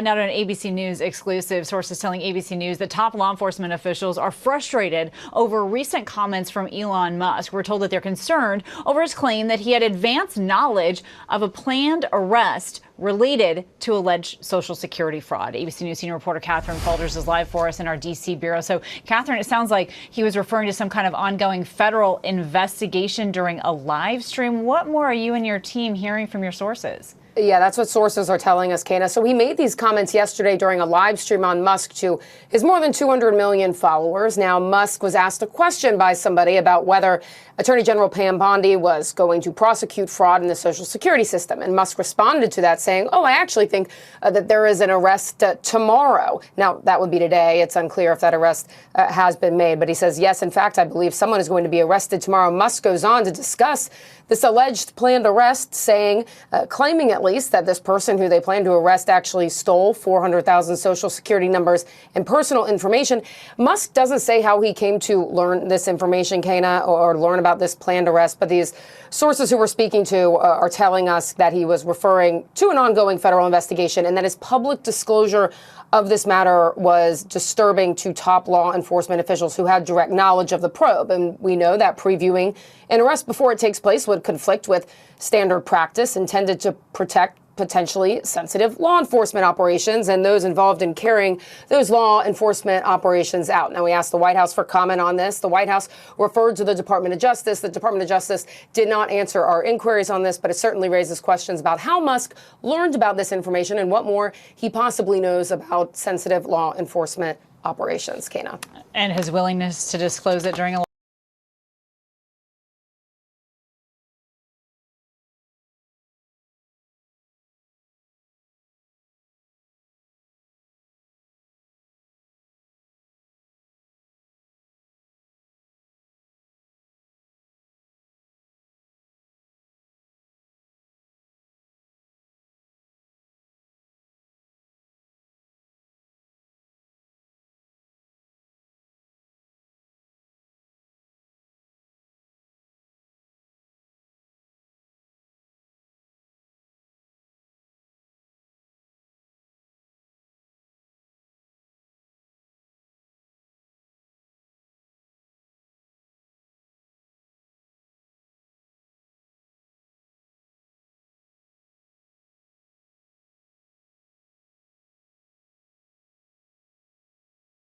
Thank you very much for letting me know I was muted because I was saying a whole bunch of good stuff. Sheesh. All right, so I got to say all that stuff over as best as I can. So I want to be clear about something. I don't want there to be no misunderstanding. We got audio now, though, fam. Appreciate you.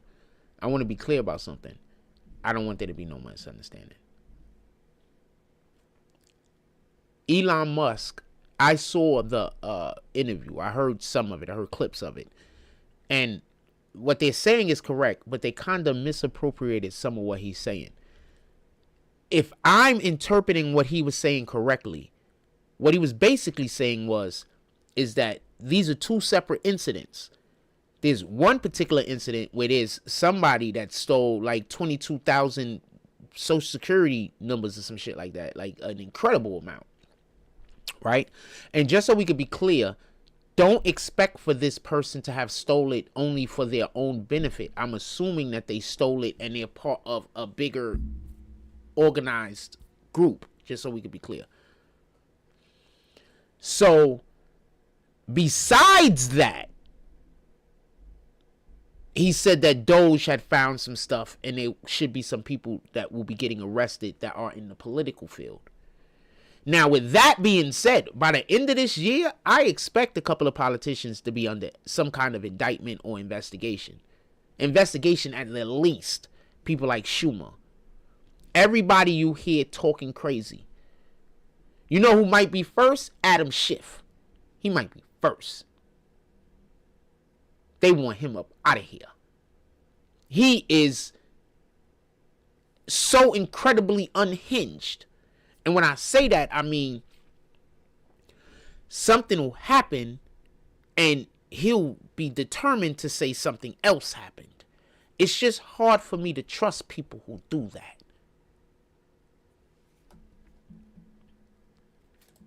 Like you're trying to rewrite reality. That just makes me feel like you're not trustworthy. I mean, maybe you just wrong, or maybe you thought and, whatever. But, I'm going to be like, does this person know what they're doing? Because if they know what they're doing, then they're not trustworthy. If they don't know what they're doing, then, you know, that's forgivable. But it's hard for me to forgive somebody for doing something. I mean, I'm going to forgive you. Don't get it correct. It's hard for me not to hold you accountable for something that I know that you did, that you know was wrong. That's a better way to put it. Because I'm going to forgive you, because it is what it is. But depending on how accountable I think that you were for those actions is how much I'm going to hold you to that.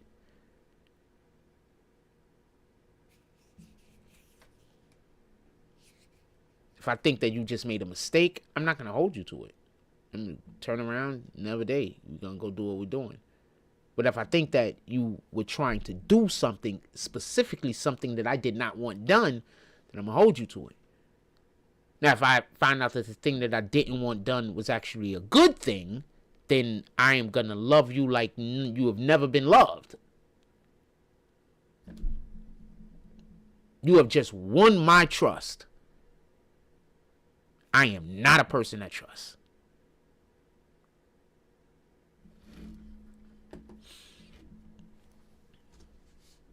Don't know no better way to put it. You won my trust. The reason why I'm like that, I don't want to say. I tell people a lot about me, but there's a reason why I'm like that. You know, it was just the reason why I'm like that. There was just a certain person who just always just used my trusting them against me, like 100% of the time, like damn near 100% of the time. Like it just was so much. It was just like, this person really don't like me.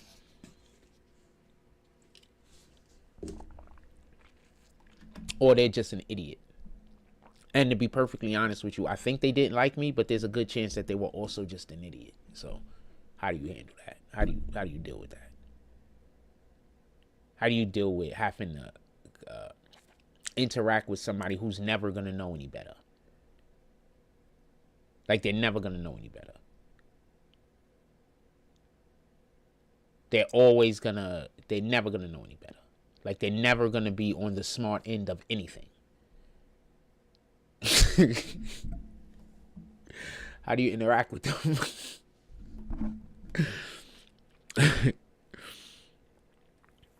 With that being said, could we talk about this Angel Reese thing for a moment? We've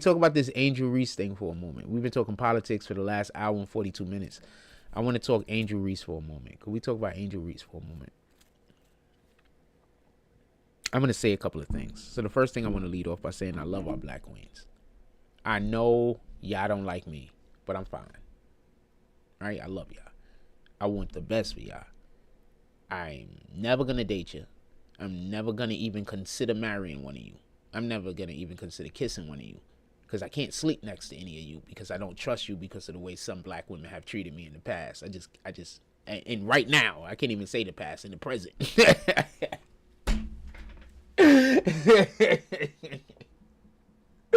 So not in the past, in the present. But I love y'all. And I really love when y'all winning. Like real winning, not this fake winning. Not this, you got the best booty shaking shorts or some shit. I don't care about none of that. You got the best rap song about how much sex you could have and about how much you a whore. That's not winning to me. Winning is when you can look at a woman and know that she's content and happy. That's what we should be trying to do for our wives. Like when you dating somebody and you a man, and I'm a man, fam, and I know men, and I don't know not one man that his day isn't completed when his woman is happy. I don't know not one man that don't think like that. I'm not talking about these kids, and I'm not talking about these perverts, and I'm not talking about these people with mental health problems. I'm talking about a real man. Our day is complete when the people that we love are content. That's just a fact. You think, I'm going to talk about a personal experience. You think I went and worked in a chicken hatchery? Go look up what a chicken hatchery is. Let me just show y'all something real quick. So for the people that don't know what a chicken hatchery is, I'm going to be talking about something, and I just want you to have a little bit more information. Live stream, very interesting.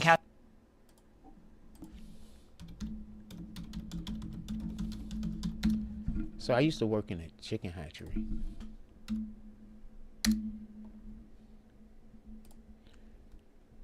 So this is what I used to work in.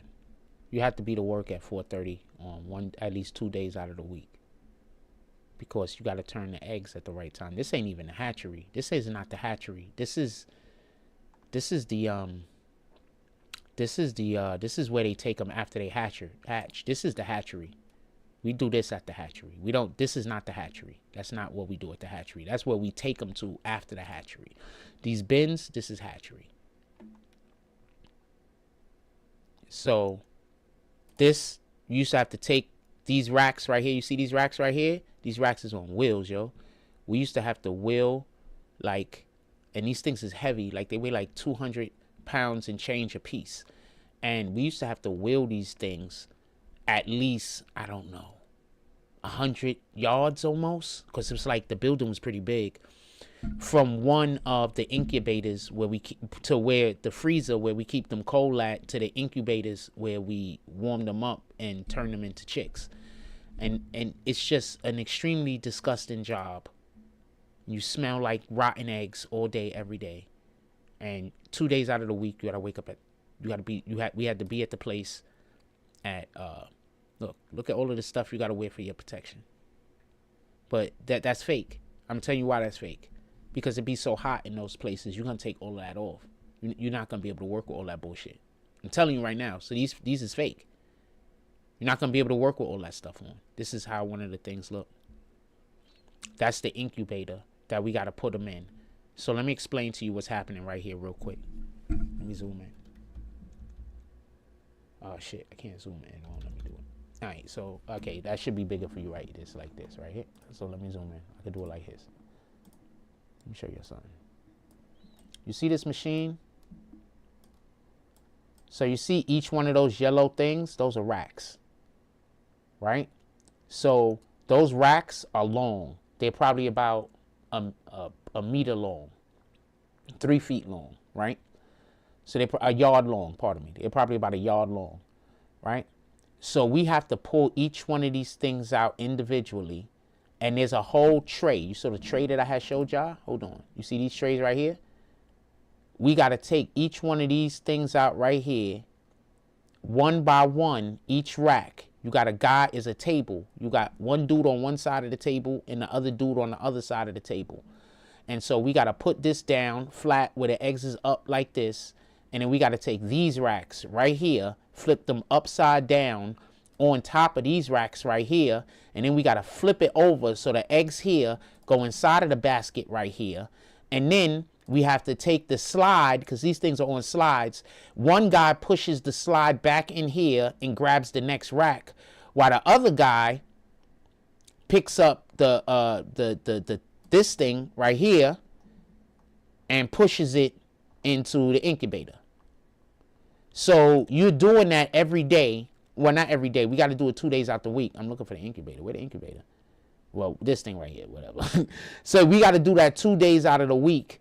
And that motion by itself, we're probably doing 1,000 times. You get so strong working this job. I have no other way to tell you. And your ability to throw a punch goes off of the racks.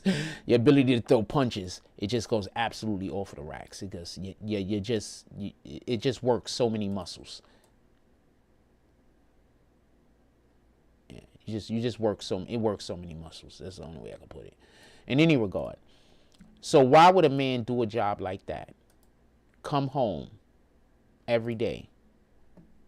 You know, I'm only keeping about 10% of my check, and I'm giving the rest of my check to my family, because that live there to take care of the expenses of the house. And I was content. I didn't really have any extra money. I only had money for like the week, you know, but I was content. I didn't even have money for the week. I had money like 2-3 days, and after that I'm broke. But I was content, because the people I loved and the people I cared for, they had a roof over their head. We had food in our bellies. People was happy. Like,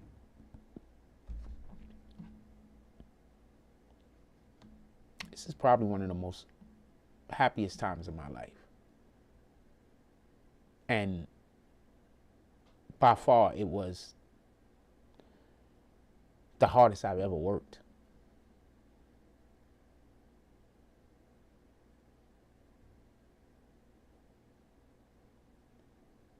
Not even close. And when you pushing those racks, like there's this part where we had to push the damn rack like uphill. I think weighs like 250, 300 pounds easy. We pushing it uphill to get it to another place where we got to push it, then we got to bend it around the thing. And now we're in a room that's about, I don't know, 40 yards long. And it just got machines. And you might be working at the machine all the way at the end, or you might be working at the machines in the beginning, but you're working at one of the machines. It's hard work. And it's filthy. And you smell like rotten eggs every day. Even the 1 day a week you don't work, because it's a chicken hatchery. You got to work 6 days a week. The only day we got off was Sunday. Every other day we worked. I worked Monday through Saturday.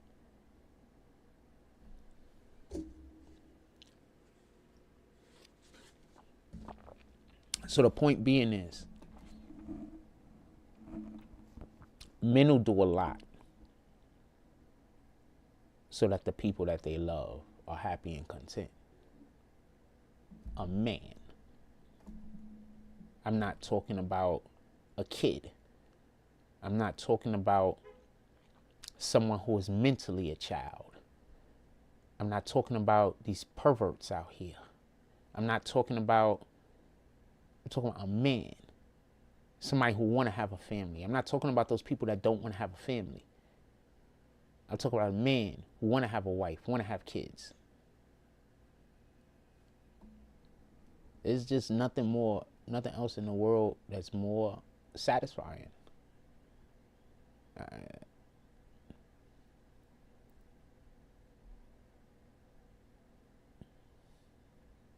I had no authority in that household either, because it wasn't my home. It was somebody else's home. I mean, nobody mistreated me or anything like that. Don't get it confused. And for all intents and purposes, I was the, as far as the males go, I was, the top as far as for all intents and purposes. But, we took our marching orders from the women that were there. My aunt, her oldest daughter, we took our marching orders from them. So I am 100% not a dude that, I like when there's competent women around that I could trust. Like, if there's a woman around that I could trust, I'll follow you to the end of the earth. Like, anything you ask me for, you got. I trust you. You a female. I trust you. Anything you ask for, if I could do it, I'm going to do it. That's just what I am. Especially if, I like having women around that carry themselves respectfully, because I love to treat women respectfully. Like, that is,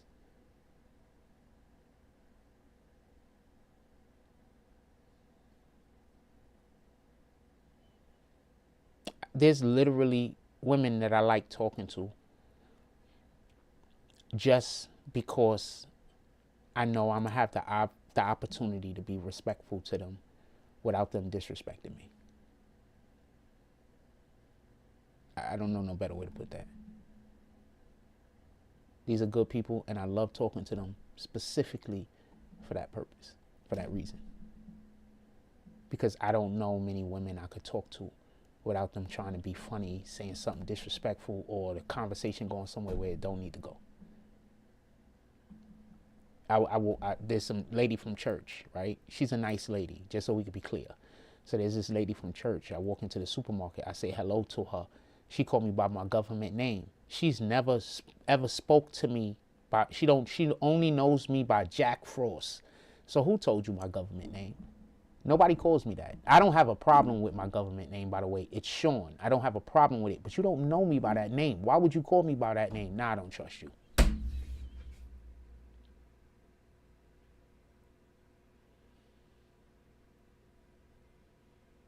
What are you trying to do? Why would you call me by something that we don't? I don't know you by that. I would have preferred you just said honey or something like that, or said a term of endearment.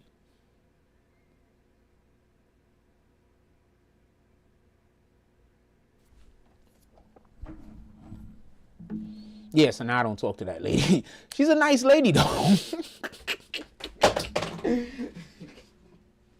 She's a nice lady. I just want to add that. She's not a bad person. She's a really good person. She's a really nice lady. But she called me by my government name, so I don't never want to talk to her again. Why you did that?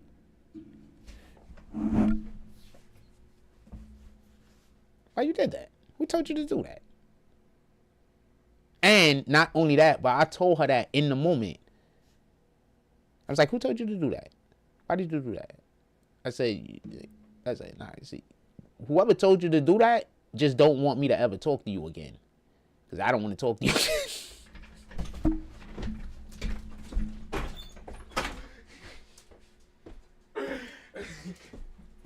I promise to you I don't lie. I promise to you I don't lie. Because I just say shit. That's why I don't talk to homegirl.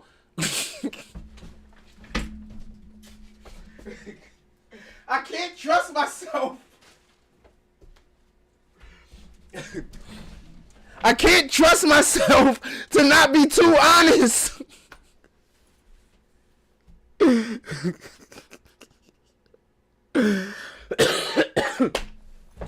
Oh, man. I got stupid problems. Anyway.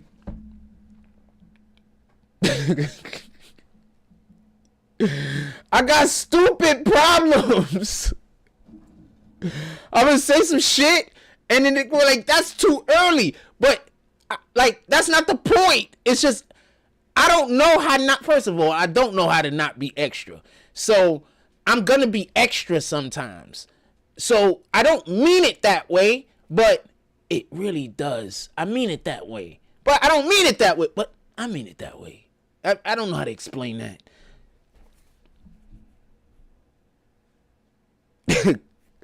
So yeah, so that's an issue with me. Anyway, so I wish I didn't tell her it like that. I had to turn back around and apologize about my tone. So I walked away about a step or two, and then I turned back around and I said, look, I apologize about my tone. And then I explained why, there was so much vitriol. I explained. And I apologized about my tone. Just so we could be clear. Because this is actually a nice woman. And she's a good person, as far as I could tell. Like, her aura is even a good aura. You know? Not interested, by the way. I think I need to also say that. I need to throw that out there. Not interested. But she looks like a good person, and she's a good person as far as I could tell. And I've from all of my observation of her, she's a good person. Just so we can be clear. I don't know who told her to do that, though. Whoever told her to do that, they absolutely sabotaged me and her ever being able to be friends. Ever. I'm going to make sure she never does that again. And the only way I could do that is if I never talk to her again. So whenever I see her, I try to avoid her. I don't know who told her to do that.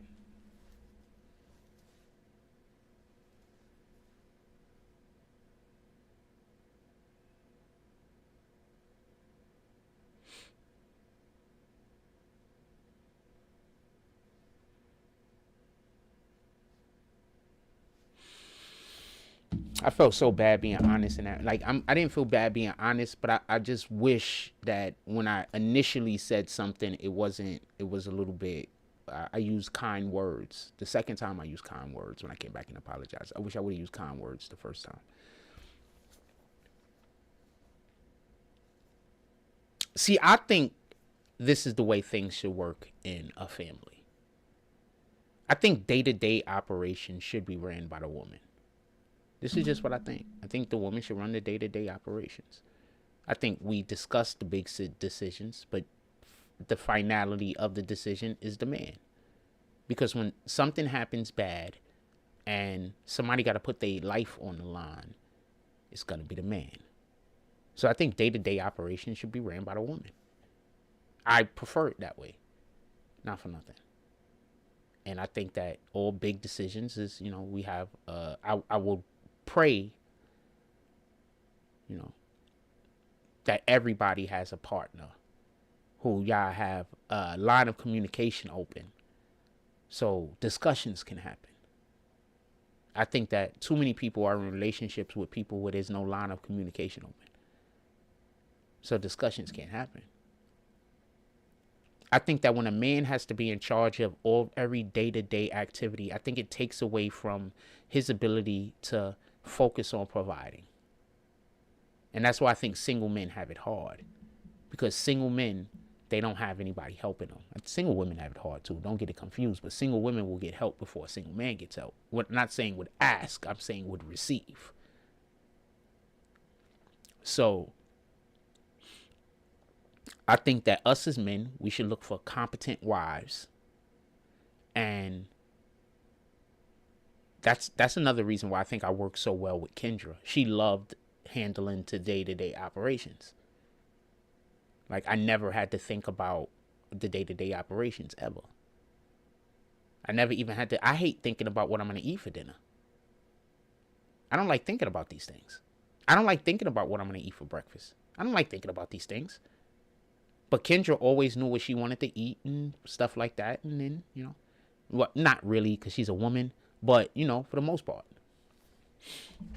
I think that, and also, might I add, I didn't have the fortune of growing up in a household where we had two parents, but shout out to Kev. I had a friend named Kev.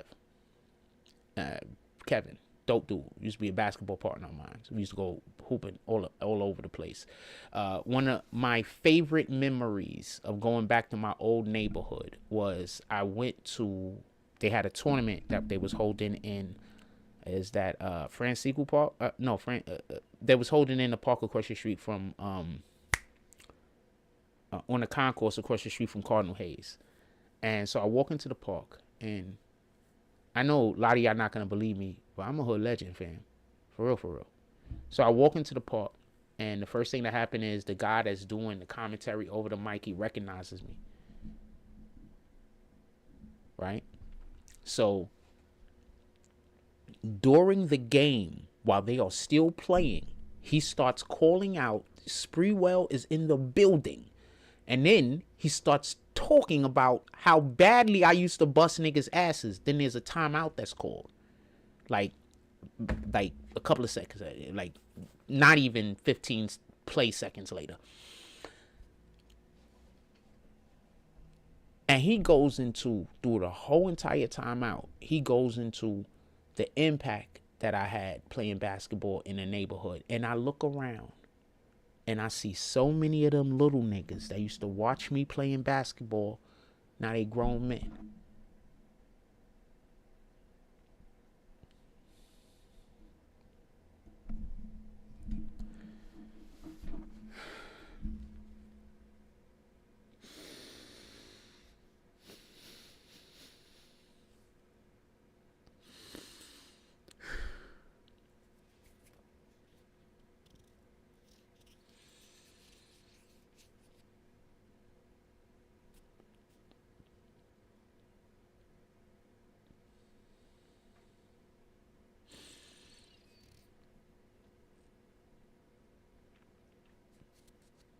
You just never know the impact that you have on people.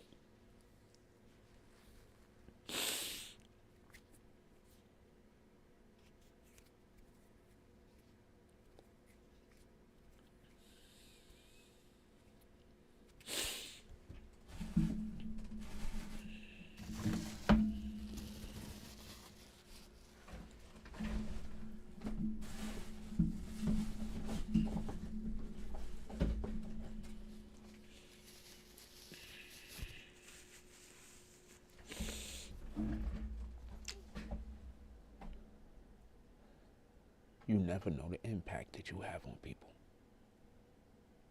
I think you do, right?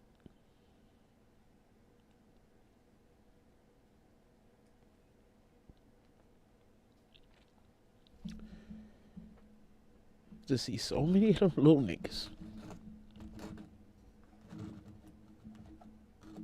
to know that you was somebody's hero at one point.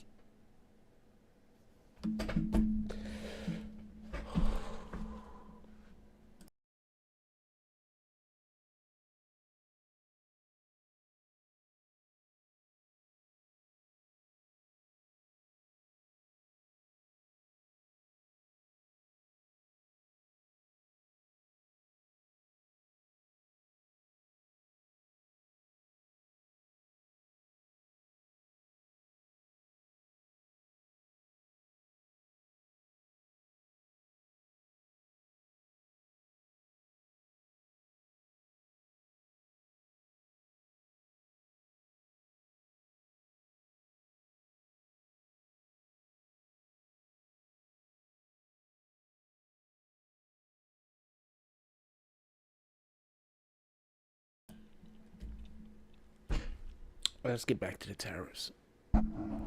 What time we got? 10:17. Let's get back to the tariffs. All right, so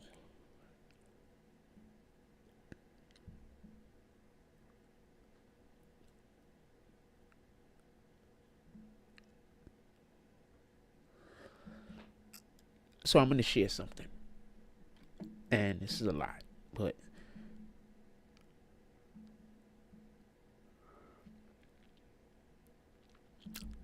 any vice that I have, I don't use hard drugs or anything like that. I might drink a beer or something, right? I think I had like one beer, maybe like 3 beers last year. I might have one this year at some point. I don't know. I don't know. I might have a beer. Anyway. Any vice that I have, I never use outside. When I used to smoke cigarettes, I used to hate smoking cigarettes outside. When I smoked weed, I used to hate smoking weed in front of people. If I smoke weed now, I'm not going to do it outside.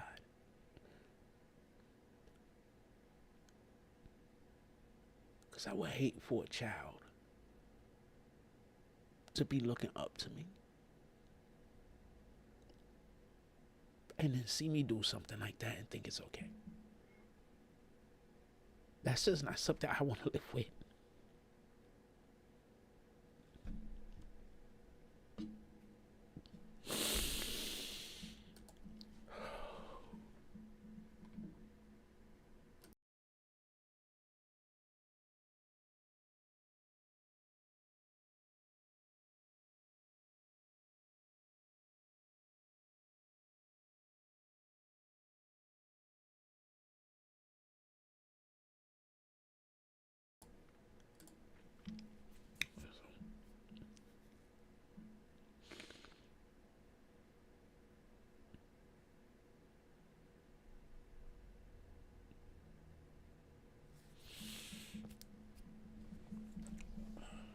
Let's just remember to treat each other with respect. Let's do that. Let's just remember to treat we don't really know who each other is. I don't know what you did in your life. I don't have the slightest idea. I can't.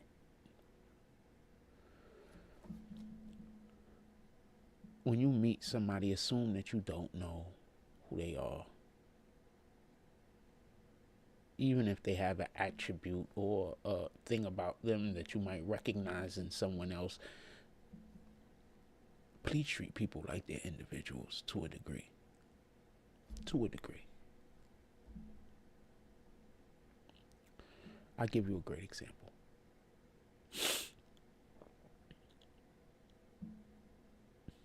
The level of disrespect that I get from black women is incredible.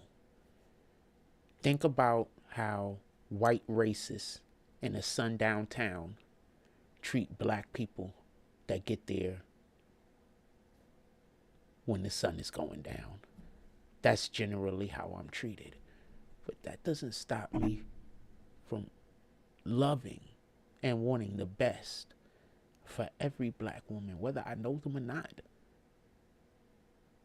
That doesn't stop me from, when I come into contact with a black woman, I'm trying to give her my best face.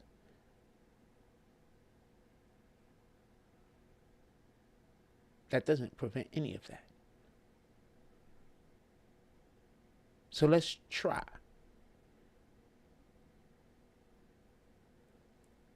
To give people our best face. Because we don't know who we're talking to.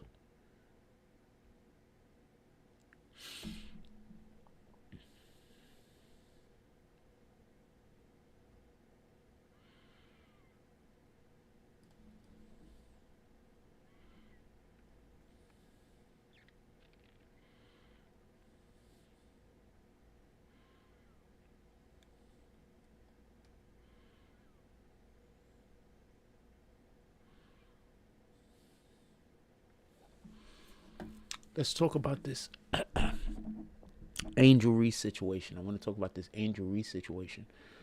For everybody that don't know, Angel Reese recently, Angel Reese is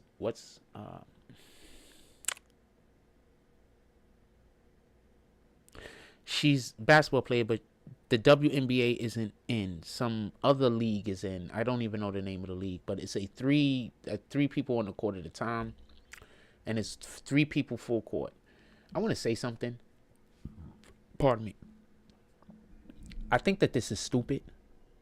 I think that they should do the 3 person thing, but I think they should keep it to half court. I don't think they should do full court. And for the people that's wondering why I'm saying that, is because they're exposing themselves even more for being unathletic and out of shape, or unathletic, or not as athletic as men, and not in as good shape as a man is. The reason being is, have y'all ever played a full court game? Now imagine 3 people.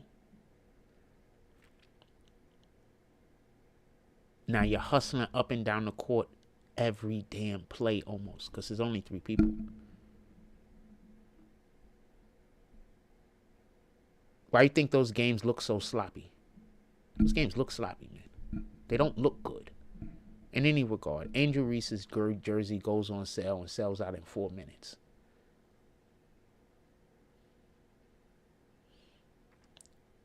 The actual problem with this is it was reported immediately.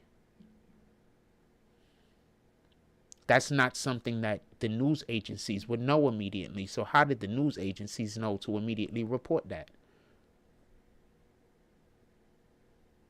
Do you know how long it takes to do the research to be able to report that something sold out in a matter of minutes? It takes more than a matter of minutes. That's the point. So there's a controversy around whether her jerseys actually sold out or whether they had enough jerseys to begin with. Because like if they had like 6 jerseys and then those sold out, that's not a big deal. So I wanted to discuss this. So I'm going to tell you what I believe is happening. Women's basketball is about to go not away because the WNBA is being supported by the NBA. So the WNBA is not going anywhere. But women's basketball is going to take a sharp decline. Myriad of different reasons, but I'm going to name 2. The first one is because the NBA's popularity took a decline. That's first and foremost. I don't even watch the NBA no more because all it is 3-point shooting contests. That's not interesting to me. A 3-point shooting contest and pass, shoot. Pass, shoot. Pass, shoot. Pass, shoot. That's not interesting to me. That's college basketball. If I wanted to see that, I'd watch college basketball. Now, if they not pass, shooting like that, then you have one guy that gets the ball, and then he just does a slow down offense, and he's just one move every time down the court. He's just taking every shot. There's no a team does a thing, and then a team does a counter. Then a team counters that thing. Then that team counters that thing. Then that team counters that thing. Then that team does a different thing, and then that team counters. There's none of that. There's no strategy. There's no beauty. It's all been removed from the game because nobody could play defense. Because if you try to play defense, you're going to get a foul call. So because the popularity of the NBA went down, that means that all of those extra views that the WNBA would get because people are waiting for the NBA season to start, or because the NBA season just ended and people are still on their adrenaline-fueled basketball, professional basketball thing, that's all went the way of the dinosaur. It's gone. The NBA needs LeBron James to retire so they could go back to having reasonable rules. It's telling you what it is. LeBron James need to retire in order for the NBA to become great again. Now, the second reason why women's basketball is not going to be getting the appeal that it possibly can. The best basketball player y'all have right now, the entire league not only hates, but openly talks about how they aren't any good and how everybody is confused. So the one person everybody wants to watch, the NBA, the actual WNBA players, want everybody to hate them. You know what's going to happen? That girl is going to get all the views. That girl's team is going to get all the views. That girl's team is going to sell all the merch. And the rest of you, y'all going to get nothing. Because y'all just made it the entire league against Caitlyn. And people are going to pick sides. They have. I'll watch a Caitlyn game. I will not watch a Reese game. I'd watch a Caitlyn game. I won't watch any other team. I'd watch a Caitlyn game. And no, I don't think she's attractive. I just wanted to throw that out there. If there was any white girl that plays in the NBA that I would want to do anything with, and there isn't, just so we can be clear, but if there is, it'll probably be in high school. But that's only because like she's really good. And I actually like her game. But, you know, I'd bust her ass. But, you know, I like her game. So when I see you doing something well, like, I like that. You know what I'm saying? Like, if this was like 10 years ago, even though I don't necessarily find her, I don't think she's ugly. But if this was like 10, 15 years ago, even though I don't necessarily find her attractive, I would have hit it. Absolutely. Now I won't, because, you know, I'm not going to sleep with any woman other than the one that I think God is sending for me. So, you know, before I got to this area in life, you know, yeah, absolutely. Why not? What are you talking about? What are you talking about? I banged quite a few athletes. Absolutely. Women athletes, obviously, but absolutely. This isn't even a discussion. This isn't even a discussion.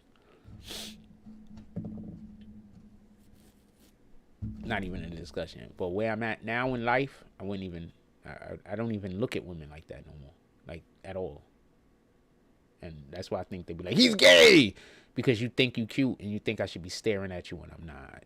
Because you think you cute and you think I should be trying to get your number, and I'm not.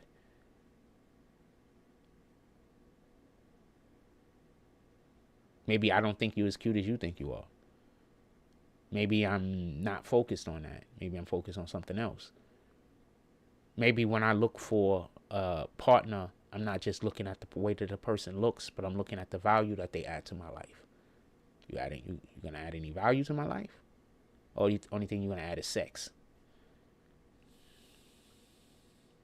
I've been in quite a few situations I wish that I wasn't, because I was following the little me instead of the big me. So I don't want to be in those situations no more. So I'm not gonna do that.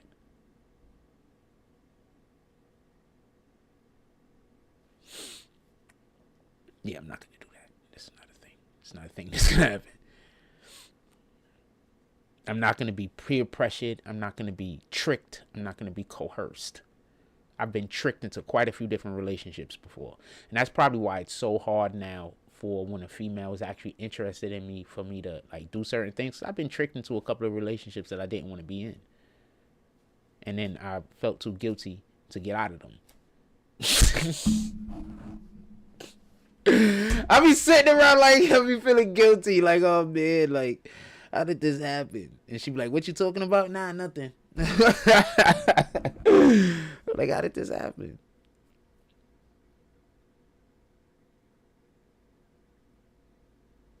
I am fortunate that every relationship that's ever happened, it's been a good woman. I am fortunate about that. Like, it's been a good person. It's never been no like. It's always just somebody like I just hang out with, and then the next thing you know, and then the next thing you know, like that's because that's how I work. You know what I'm saying? Like, I don't really work with like even with Kendra, I think I talked to her on the phone for like 2 or 3 weeks before I even decided to physically see her again. Like, real talk. Like, I think I talked probably 2 weeks. Because I know it was a full week of me talking on the phone with her before it was like, you know, it even was a thought. You understand what I'm saying? So, nah, that's just the way I am. Like, you gotta bring value to my life. How do I know you don't bring value? How do I know if you're going to bring value to my life if I don't spend time with you? Like, the time don't got to be us, like, being on a date. The time could just be us being in the same place together doing things where I could observe you and you could observe me. Like, you understand what I'm saying? Like, how do I know you're going to bring value to my life? And for that, and for every chick that's going to be like, well, I'm an independent woman and I got a job, you're probably going to do the exact opposite of bring value to my life.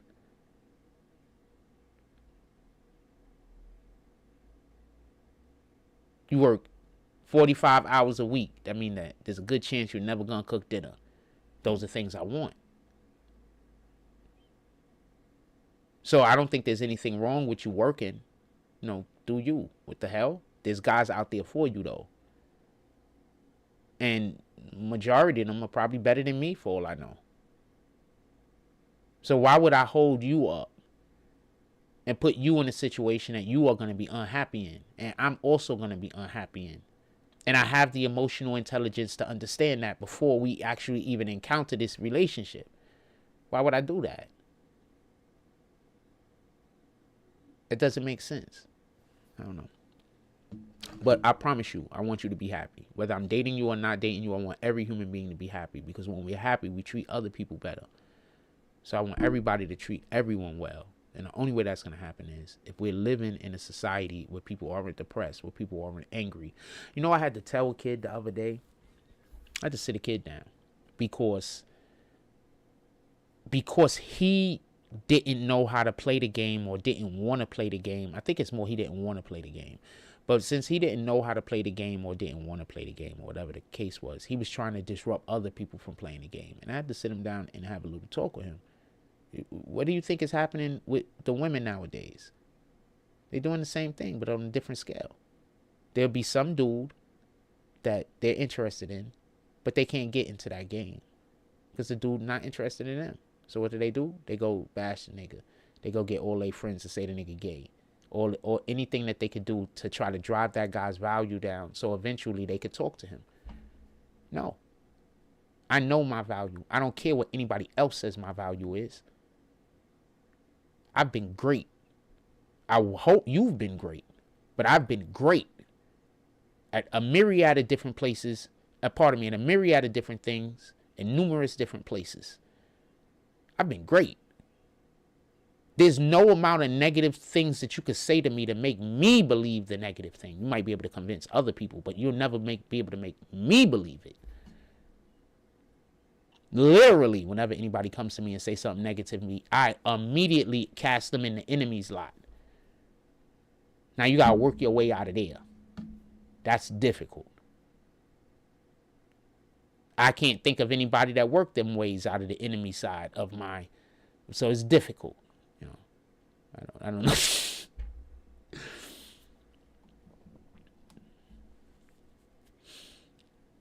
But yeah, and this is not a knock on the child. Obviously, that's a learned behavior.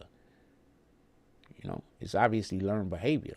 I don't want to do something or I can't do something, so I'm going to try to destroy it.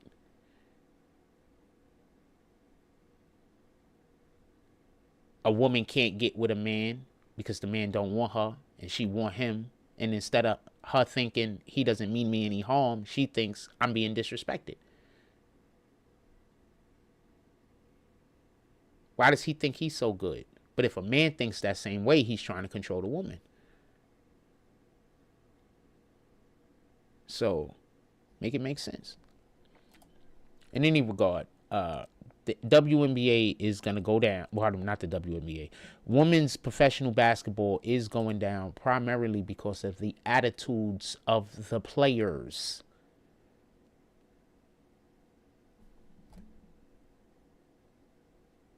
Their attitudes ain't shit. I'm sorry. They're terrible. The way that they treating Caitlin Clark is reprehensible. It's just terrible attitudes. And they're terrible professionals.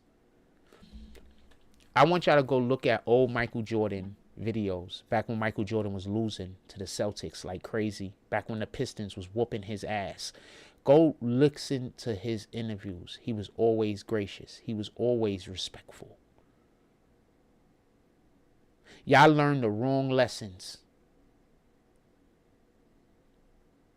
That's what happened to people. They learn the wrong lessons. A person will be respectful, grateful, and graceful 99% of the time. And in that one moment that they have to step out of character because the situation deems that they step out of character, people of very, very low moral quality is going to try to say that that's who that person really is.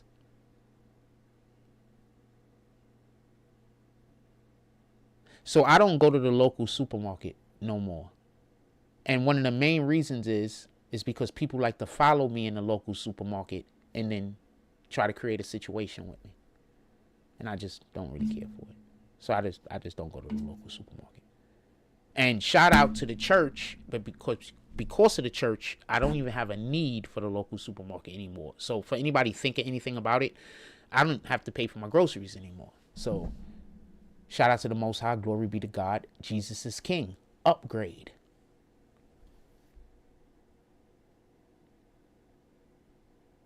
So this is why I love God. Well, this isn't why I love God, but I love God and I know that he loves me. So these people made a situation where whenever I go into the local supermarket, they come in there and harass me and then try to make it seem like I'm doing something when I'm not doing nothing. So what did God do? God said, don't worry, son, I got you. Now I go to the local supermarket and the local church. And I've already been working at the church and helping them. So I've already been, giving the church a hand whenever they need and ask. So I go to the local church now and I get my groceries. And they're more and better than what I would have bought from the supermarket. So shout out to God. Shout out to the Most High. Glory be to God. And Jesus is King.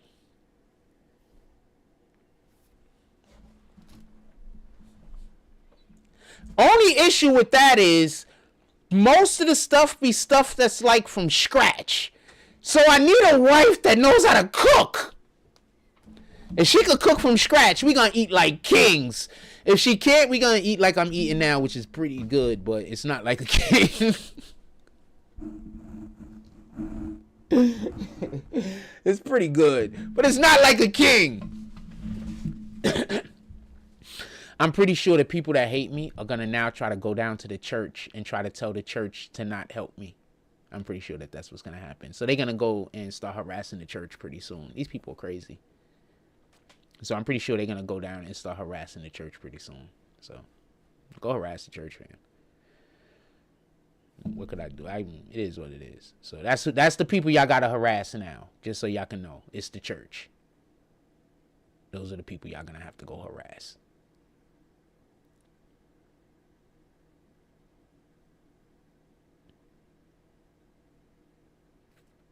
I want to know what they're going to do, because they're going to 100% go harass the church. These people are evil and hate God. I just want to know what they're going to do. I want to know, I'm curious as to know how they're going to do it. So we'll see. Just helping people pave their way to hell. I'm not encouraging them. I'm literally just explaining what you shouldn't do. When you're telling evil people what they shouldn't do, guess what they go do? They go do the thing that they shouldn't do. So that should not go harass the church. They are 100% going to go harass that church.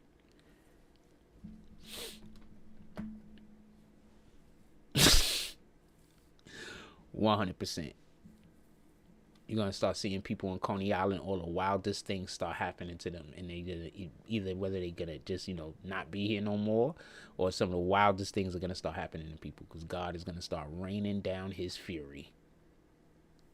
He's already rained down his fury on a couple of people.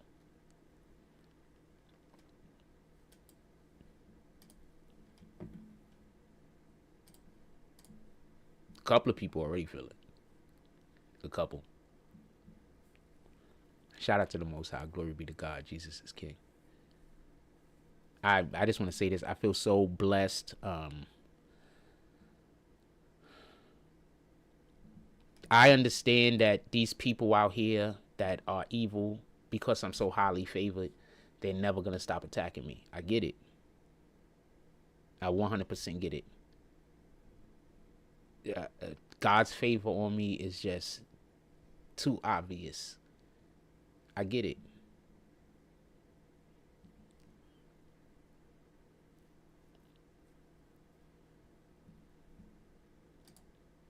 I completely get it.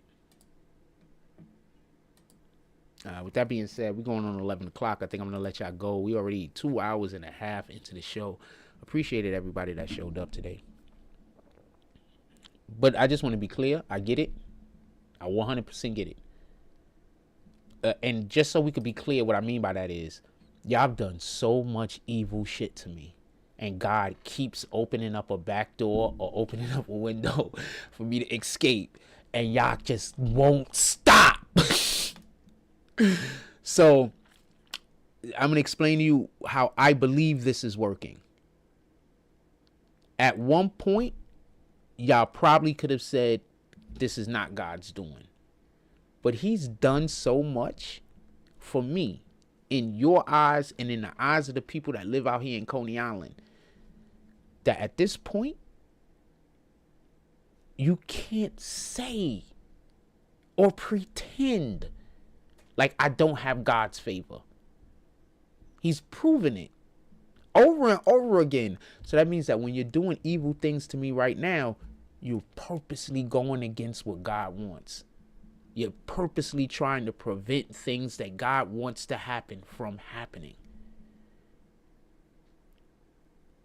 And I'm not going to do nothing to you. I'm just going to sit back.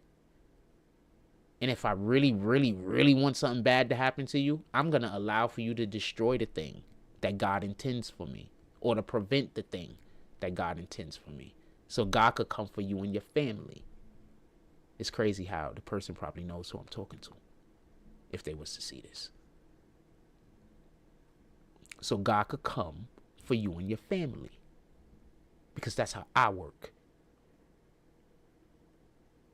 I don't really, even the things I want, even the things I desperately want, God made it so I'm okay with not having them.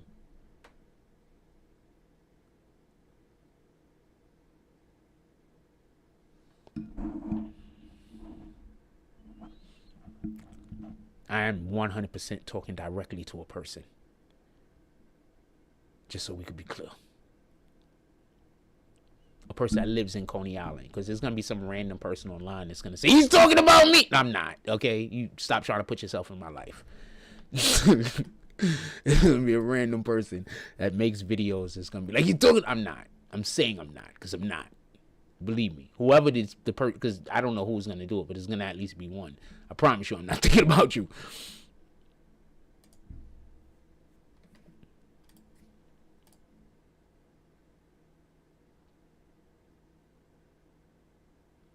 Sit back and you just be like, okay.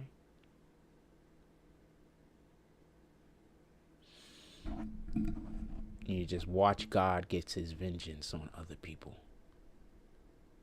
You just watch it. How do you think I know God loves me? Because of the things he's done beneficial to me, or because of my enemies, the people who have created enemies out of me, what he's done to them? Why do you think I believe in God so much?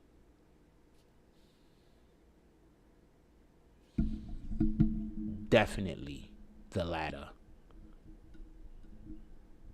Definitely. Because I wasn't sure about the former. But when the latter started happening, it's like you can't ignore it. But when the former happens, it could be anything. But when your enemies and the people who do evil to you, their whole life just starts falling apart for no reason whatsoever.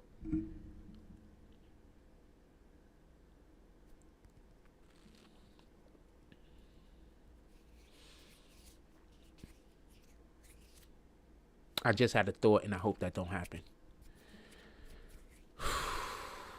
Anyway. Ooh, I just had a thought, and I hope that don't happen.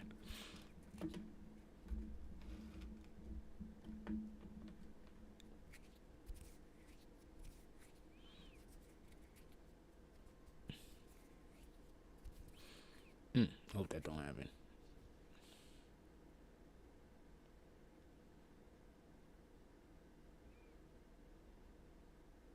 You know how sometimes I have a thought and then I tell y'all a thing and then it happens. I hope that don't happen.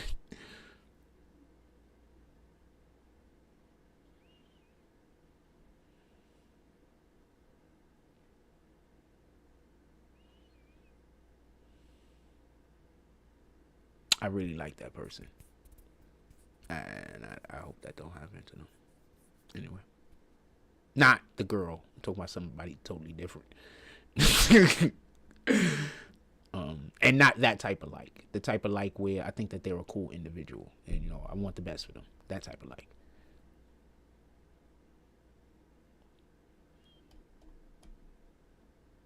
People really be out here playing with fire. It ain't even God.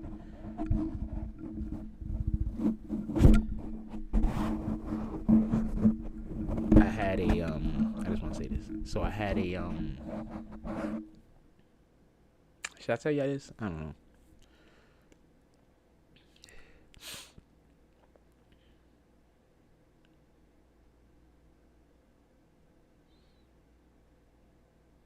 Nah, I don't know if I should tell y'all this. I'm not gonna tell y'all. Something that happened the other day.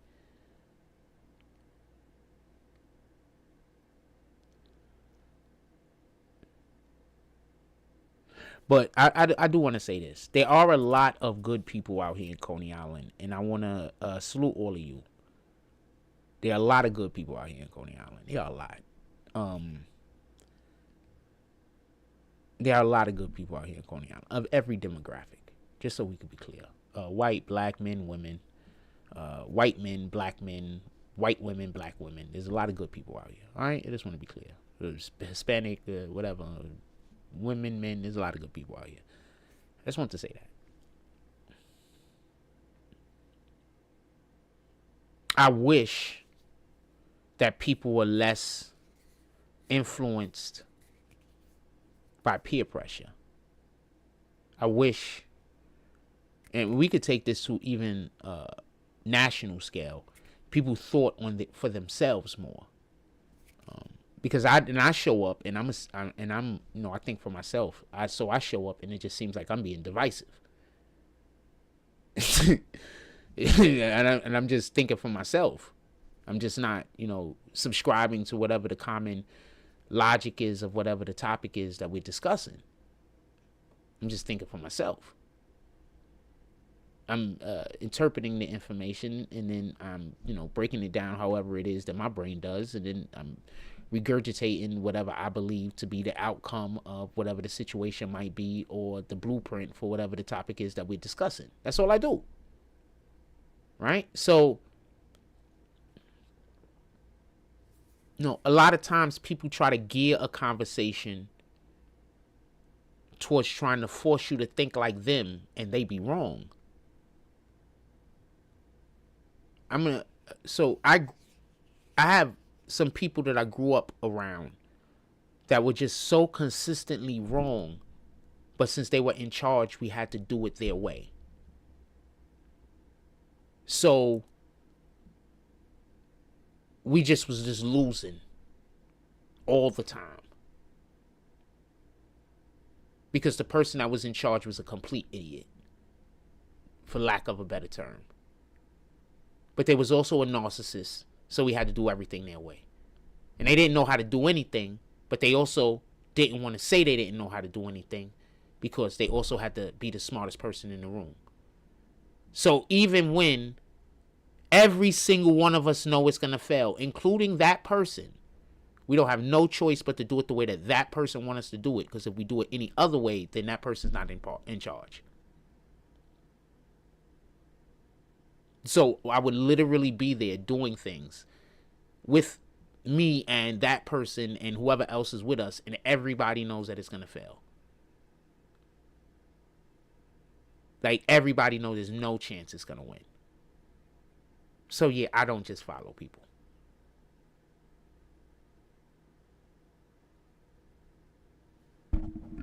If it's your thing, and I'm not going to, I don't lose. If it loses, we could do it however you want to do it. But if I'm going to, if it's not your thing, it's my thing, then we're not doing that. But if it's your thing, then we do it however you want to do it. I don't even care. You want to fail? Fuck it. I'll help you. If you want me to help you fail, I'll help you. You're my friend. Why not? I don't think you should be trying to fail, but, whatever.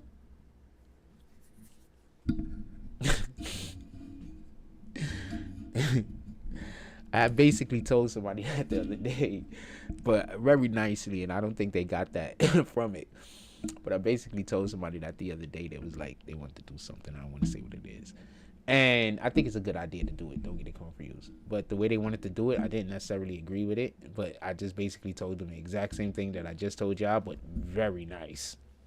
Very nice and kind words. They eventually took my advice, though, so it is what it is. But very nice and kind words. Look, this is your thing. We'll do it however you want to do it. You want my help? I'm here.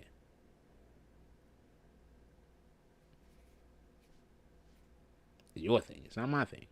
I'm not going to stand here and argue with you about how to make your thing work. That don't make sense. I might be wrong. It's your thing. Maybe you know more about this than I do. What the hell do I know? It's your thing.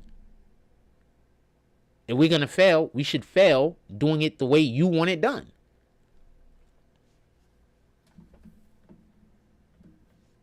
Right? Because it'll really suck if we fail when we did it my way and then we didn't do it your way and it's your thing. So that's my mindset. So we can do it the way you want to do it. I'll say a little something here and there. You don't want to take the advice, or maybe I'm wrong. Maybe it's just bad advice. Remember, I'm only telling you my perspective unless it's something that I've actually done before. And then in that regard, I wouldn't be telling you my perspective. I'd be telling you what it is. And that's another reason why with me, with anything, you got to let me know early and you often, because I don't have a manager right now or girlfriend. So I'll forget. And it'll be stuff that I'll be 100% invested in. And I'll just forget. Remember, I'm fighting Satan every day. I forget stuff. I'm literally fighting Satan every day. Literally. So I forget stuff. It's good to have a competent person around to remind me. Maybe even nag me. I literally need to be nagged sometime. I'm not even capping. I'm that guy.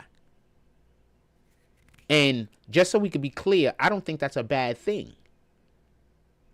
I think that a man that can accept that sometimes his, people are going to be encouraging them to do a thing, I think that's beneficial to a person like me, because I'll forget. To somebody else, it might be something terrible. Like if that person is a person that don't forget and you nagging them, then y'all don't work. Y'all not aligned. But if it's a person that might forget every now and then, and they might need somebody to make sure that they on top of stuff, then y'all align. It's not nagging.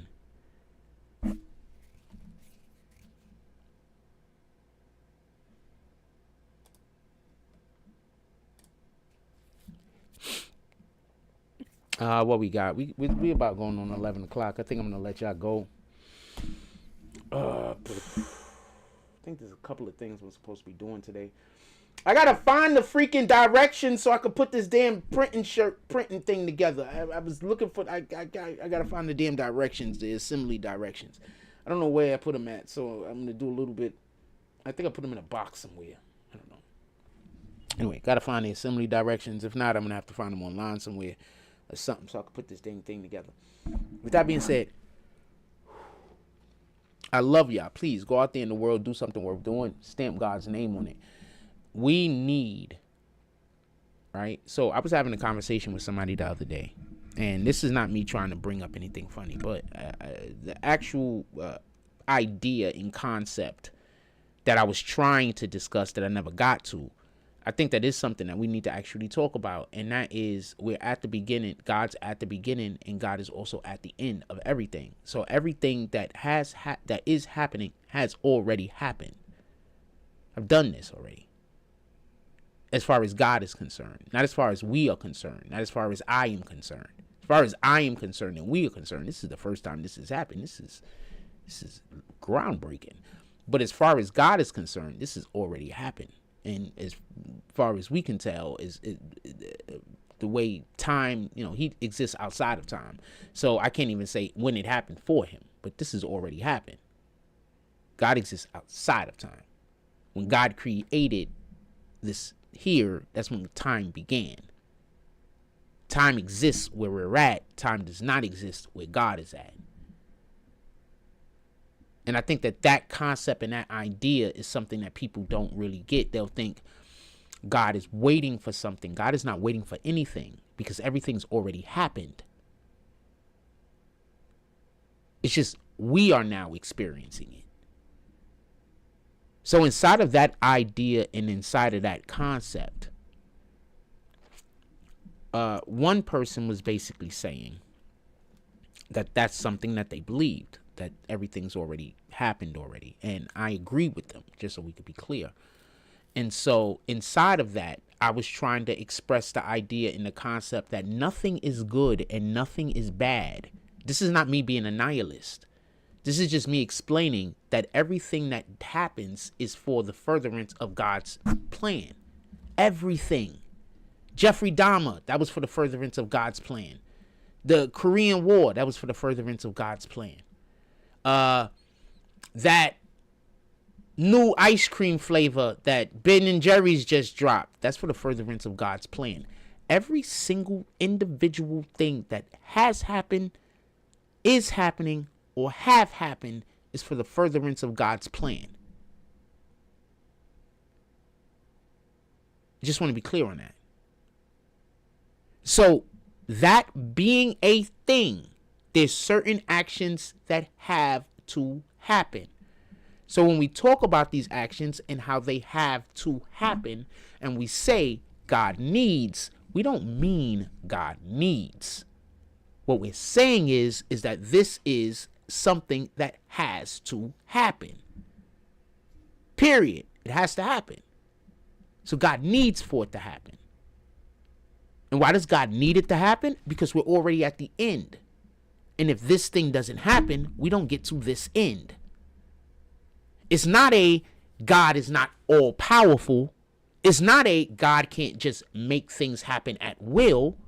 It is there's already a timeline of things that happen, and everything that happened has to consistently keep happening. If you take out one of those events, think about it like in the Infinity War, when Homegirl was explaining to Hulk that if you take the Infinity Gem out, then you create branch timelines. Same thing. If something doesn't happen that is supposed to happen, then we don't get to the conclusion that God is at. So there are things that God needs to happen. Not that he needs them to happen because he's not all powerful, but because that's things that's in the chronological order of what is supposed to happen. So I'm trying to have this conversation. So that's would have been the explanation for the conversation I was forced into. But the reason why all of this is even being had is because how are we supposed to deem actions? Some actions that we think are reprehensible are just supposed to happen, even though they're terrible.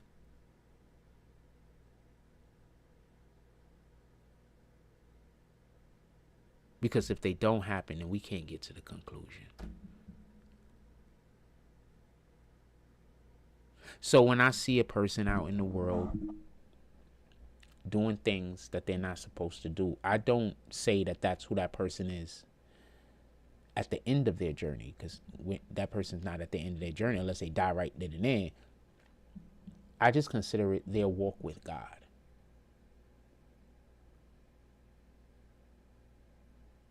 They might not even know that they're walking with God at this moment, because God is walking with all of us, but they might not know because they're so busy entertaining Satan. So you can walk with God or you can entertain Satan. Literally your choice. And walking with God don't mean being perfect. So it's okay for everybody who's not perfect. I'm not perfect neither. What the heck are you talking about? All it means is I recognize that I'm not perfect. I recognize that I need the love and protection of the Most High. And I also recognize that there's no way to get to the Most High except for through Jesus Christ. That's it. And then we work from there.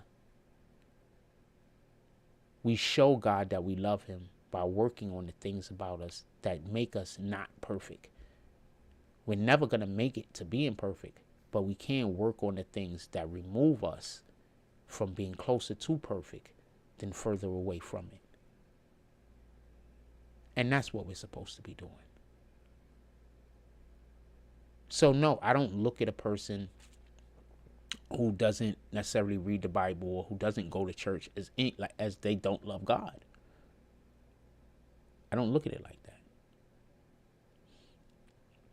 And I don't like when people who consider themselves holy try to speak down on people or try to say something negative about a person because of the period of their relationship, of their journey with God that they're in.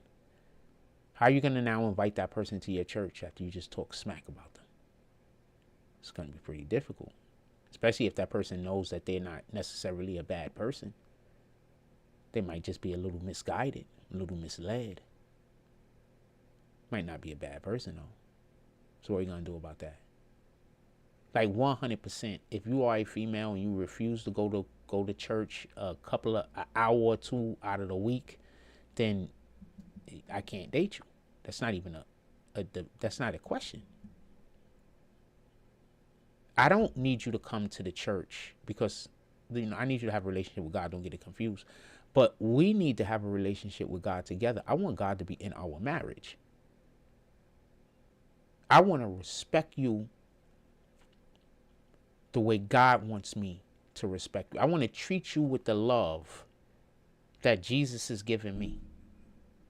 That's the type of love we're supposed to give to our wives. What kind of love are you getting from Jesus? That's the love you're supposed to be giving to your wife. So that's what I need, why I need for the woman to be able to go to the church with me and for us to have a relationship with God, for us to pray together. Like, this is the type of stuff that is important to me. Now, is that woman currently in church? She might not be. I just need for her to be open to going to the church. I just need for her. I want, in a perfect world, I'll be able to get into a relationship with a woman that'll be able to move into what I'm doing right now, and we'll be able to just and be in lockstep. In a perfect world.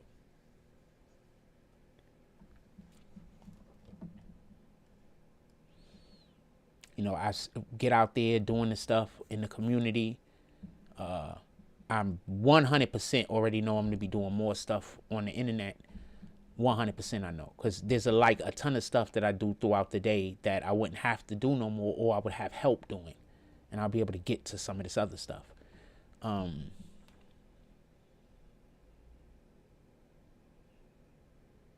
I refuse to settle. And what I mean by settle is, I don't mean like somebody else is less. But what I mean is, I refuse, and not talking about an individual, but I refuse to settle for anything less of a relationship. I'm just 100% not interested in any relationship that can't have God in it. Just not at all. Not even a little. And I'm pretty sure that, and I know who I have eyes on, and I know who I have my heart set on, and I don't know why God did this to me, but it is what it is. And the person's a wonderful person, by the way, so it's not nothing negative. It's just, I wish they would have did this with somebody who was I wish he would have did this with somebody who would have been a lot more easier of a situation for me to get into. So, shout out to the Most High. Glory be to God. Jesus is King, but his plan is perfect. My plan is flawed.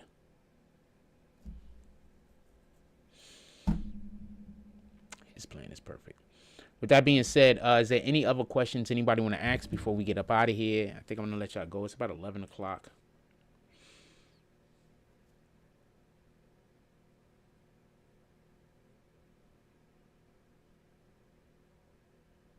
Burger King, $4 Whoppers today. If anybody wants to go get a Whopper, Burger King has $4 Whoppers today, apparently. I just got this message.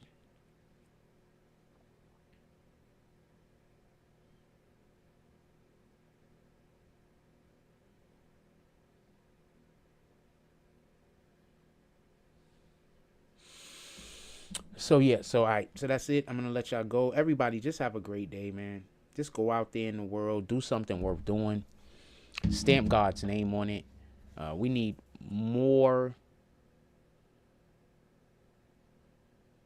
love and understanding in the community. I don't even know if I could say communication at this point, because I think people purposely miscommunicate with other people nowadays in order to try to get their way. You know what I'm saying? Like, I think people purposely don't understand you. You know what I'm saying? Like, they know what you're talking about, but they be like, I don't get it. You know what I'm saying? So I'm not even going to say communication at this part. I'm going to say goodwill. That's what I'm going to say. I don't even want to say communication. I'm going to say goodwill. So they want us to do drill. Well, so we have, I think I was supposed to do basketball drills with the kids yesterday, but I got there late because some other stuff I was doing. So I got there late. I think we were supposed to do basketball drills with the kid yesterday, but the inside of the center, like, basketball isn't football. Basketball is a lot of stopping and starting. Like, it's a lot of stopping and starting.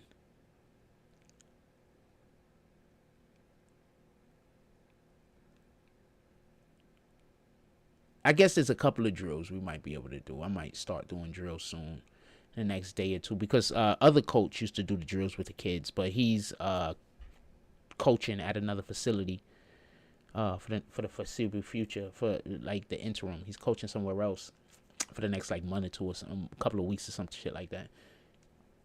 So I was thinking about doing some basketball drills with the kids and stuff like that, but I'm a little scared because of the texture of the floor, and I should still do some stuff anyway. We could do some stretching and stuff. I don't know. I'll think about it. But Coach Wilson used to do that. I don't really like working out with other people, to be honest with you.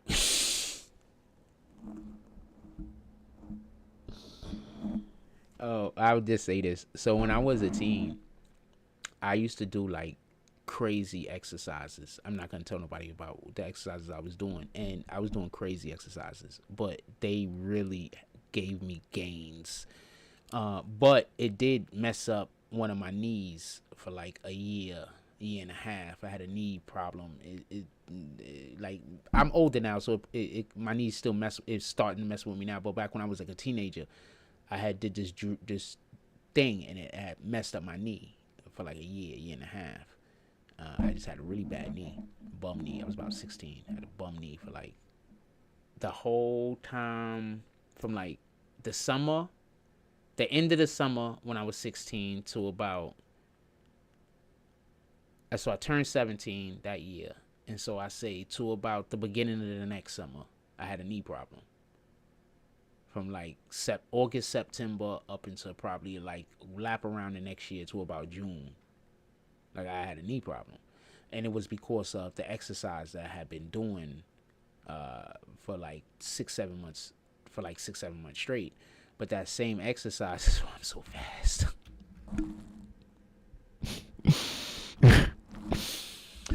That same exercise is why I'm so fast right now. So, no trade-off.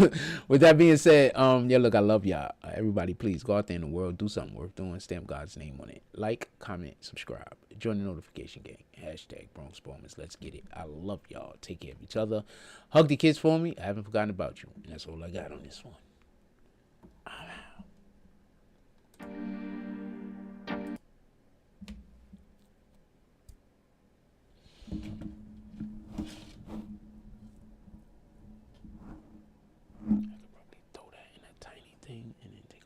or two.